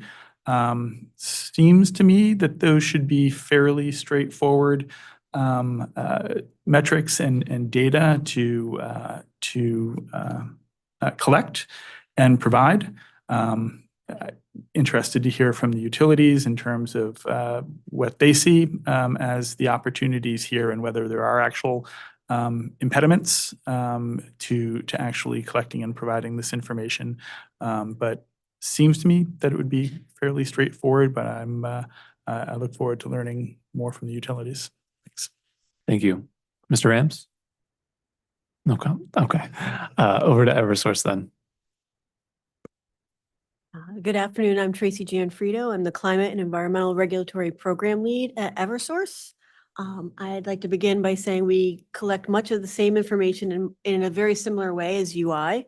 A lot of our scope 1 and 2 emissions are reported up at a corporate level, although we can provide with some granularity to a CLMP level.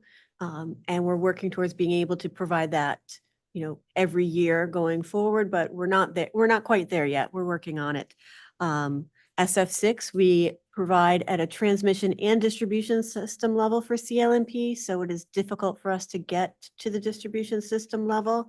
But for the last 2, I would like to just say that for Eversource is able to provide the energy intensity in a kilowatt hour sales per customer for our CLMP standard service customers.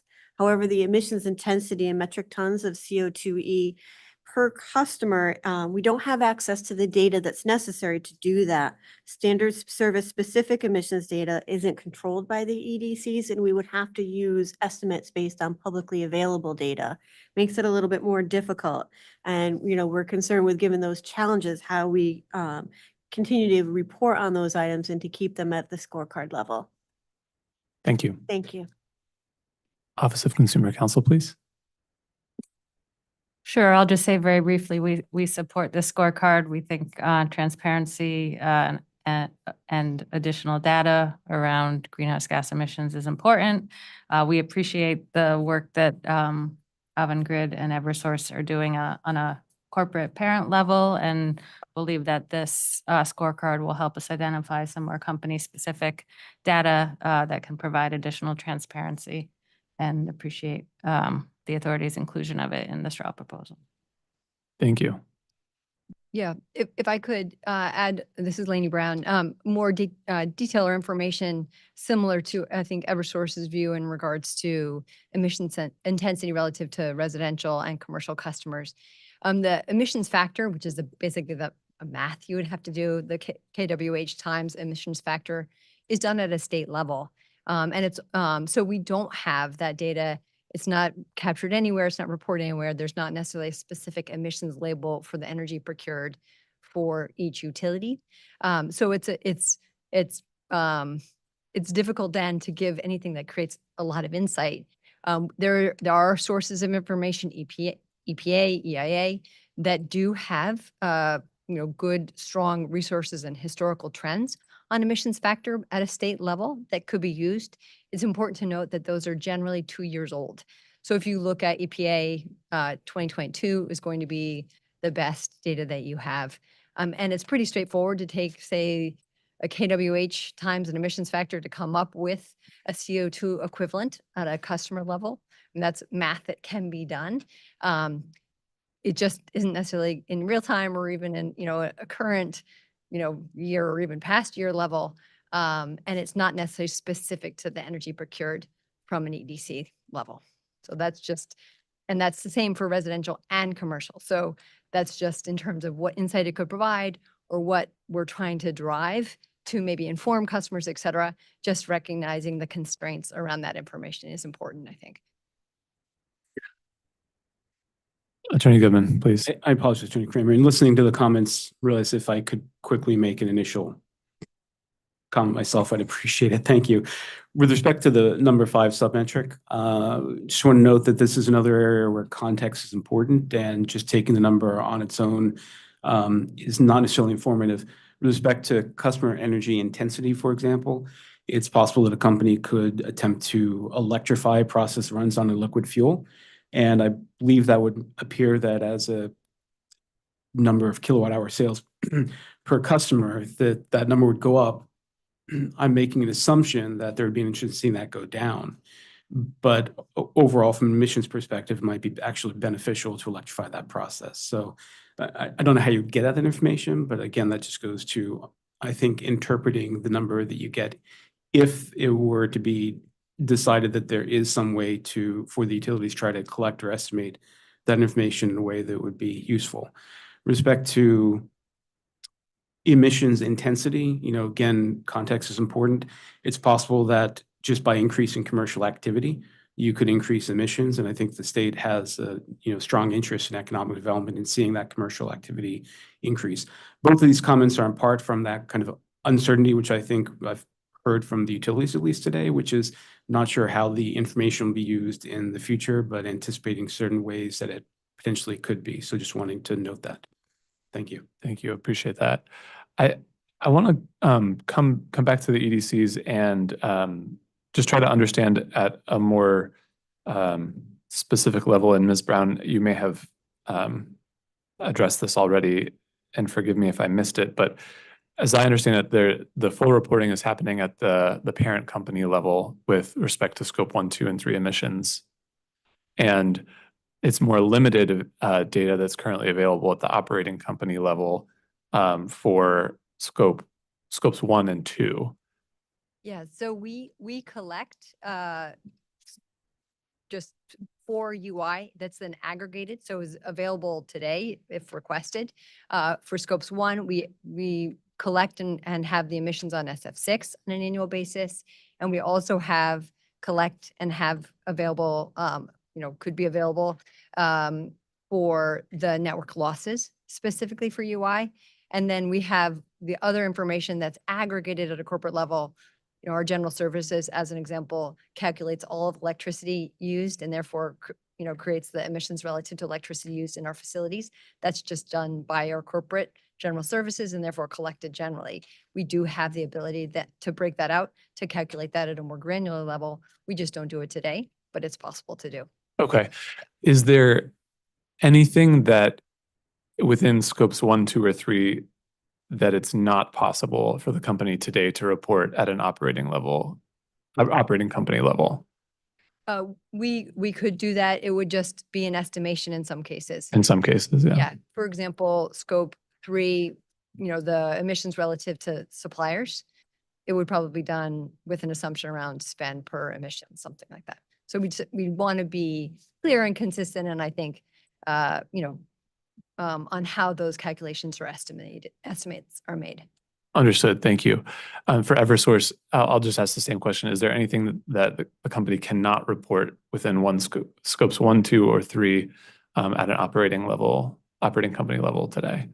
I can say for sure, some of our estimates for things like fleet and buildings, we do a report again at a corporate level by state. So keep in mind, like the things that fall under the Eversource current, umbrella would be reported our emissions for that. And we would have to come up with assumptions for breaking that out. We have buildings that we share services for. We have fleets that we share services for. Additionally, our scope 3 emissions right now are all consolidated corporate. This is our first year reporting it as part of our sustainability reporting. We have been collecting information for a few years, and I don't know the level of difficulty of going back and actually pulling out just for CLMP. Obviously, we could do it with some assumptions, but the more assumptions we make, the less able we are to compare it maybe year over year. Would keeping those assumptions consistent between years address that problem? It would. To some extent, going forward, we are actually planning to separate our business units as well as states out throughout the corporation. So we could then, once we get further along, as long as we were able to then go back and look at previous years to divide it out, it would be satisfactory. And I think you mentioned in your earlier comments too that that Eversource intends to get there for CLMP and other operating companies. Do you have an estimated timeline on when you think operating company level reporting would be available? It will be a few years. We've just started the process. Okay. It will be a few years. We're trying to automate as much as we can. We have a lot of data that has to go back and have additional tags put in. Okay. And then one other point that I wanted to follow up on is the comment about I think it was you, Ms. Brown, that was describing sort of having to make, not knowing necessarily how to calculate or which emissions coefficients to use for electricity consumed by customers. Is that accurate? Yeah, well, so looking at specifically the submetric 4 and 5, it would be an emissions factor. We'd want to use a reliable source like EPA or EIA would be the basis. In general, there is not an emissions factor specific per EDC. So you would use a state level emissions factor to apply for KWH. I guess I'm trying to understand, is that the state level emissions factor that you're describing, is that in lieu of the emissions coefficient that would be used for a specific fuel type that Yeah. is generating the electricity that's being consumed? That's the way it's calculated. Again, looking at an EPA or an EIA. So look at overall at a state level, the generation that is used in a year, per the megawatt hour. There's an emissions factor that's applied per fuel type. And then the weighted average, this is very rough, but the weighted average basically comes up with with other factors, but comes up with a specific emissions factor that represents the fuels that are used based on a percentage, et cetera.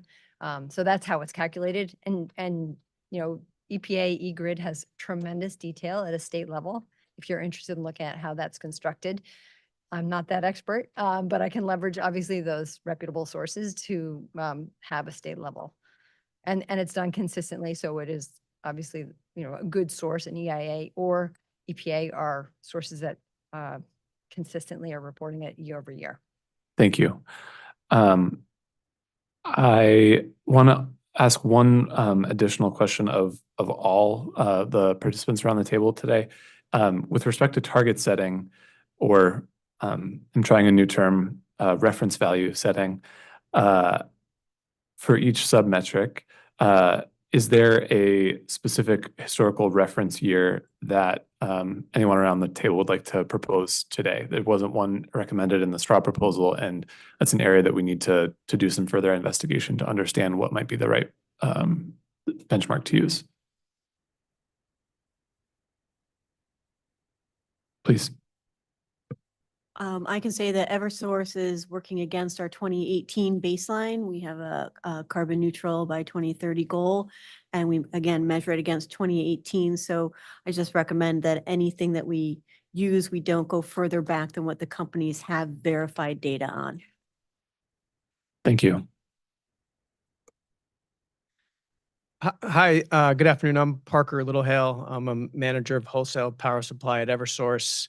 I'd like to return quickly to the residential and commercial intensity metric. One thing that hasn't been raised is, in addition to the EPA and the ISO New England publicly available emissions factor that was raised, another point of clarification that we seek at some point in time is the deep GHG inventory does their calculation both at the generation level and the consumption level.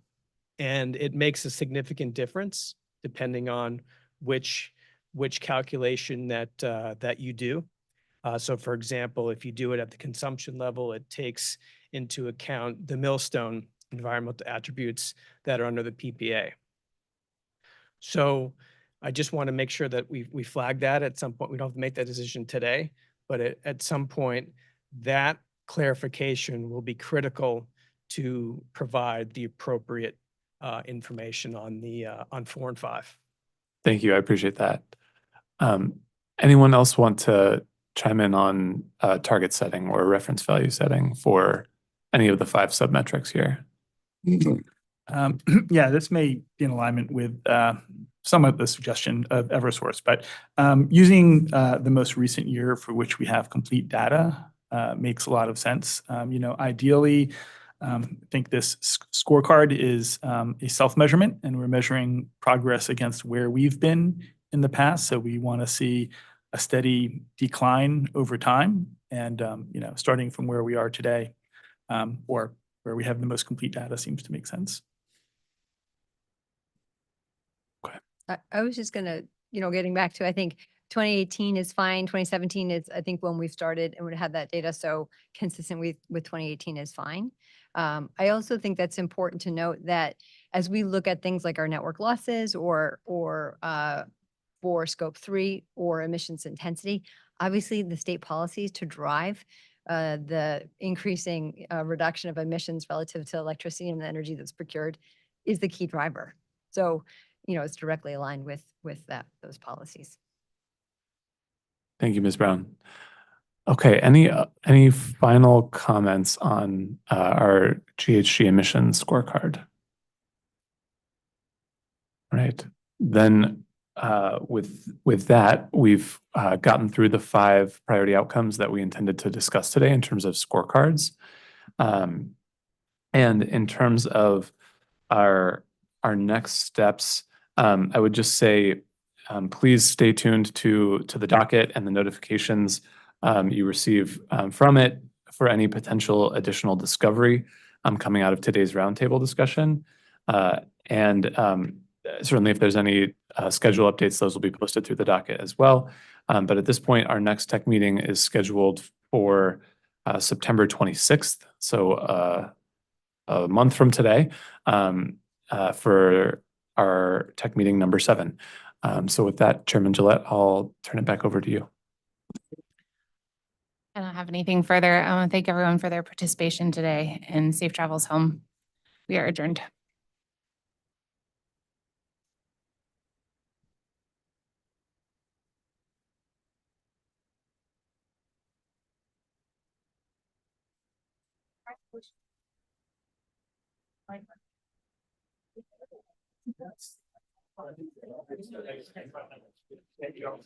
We're excited.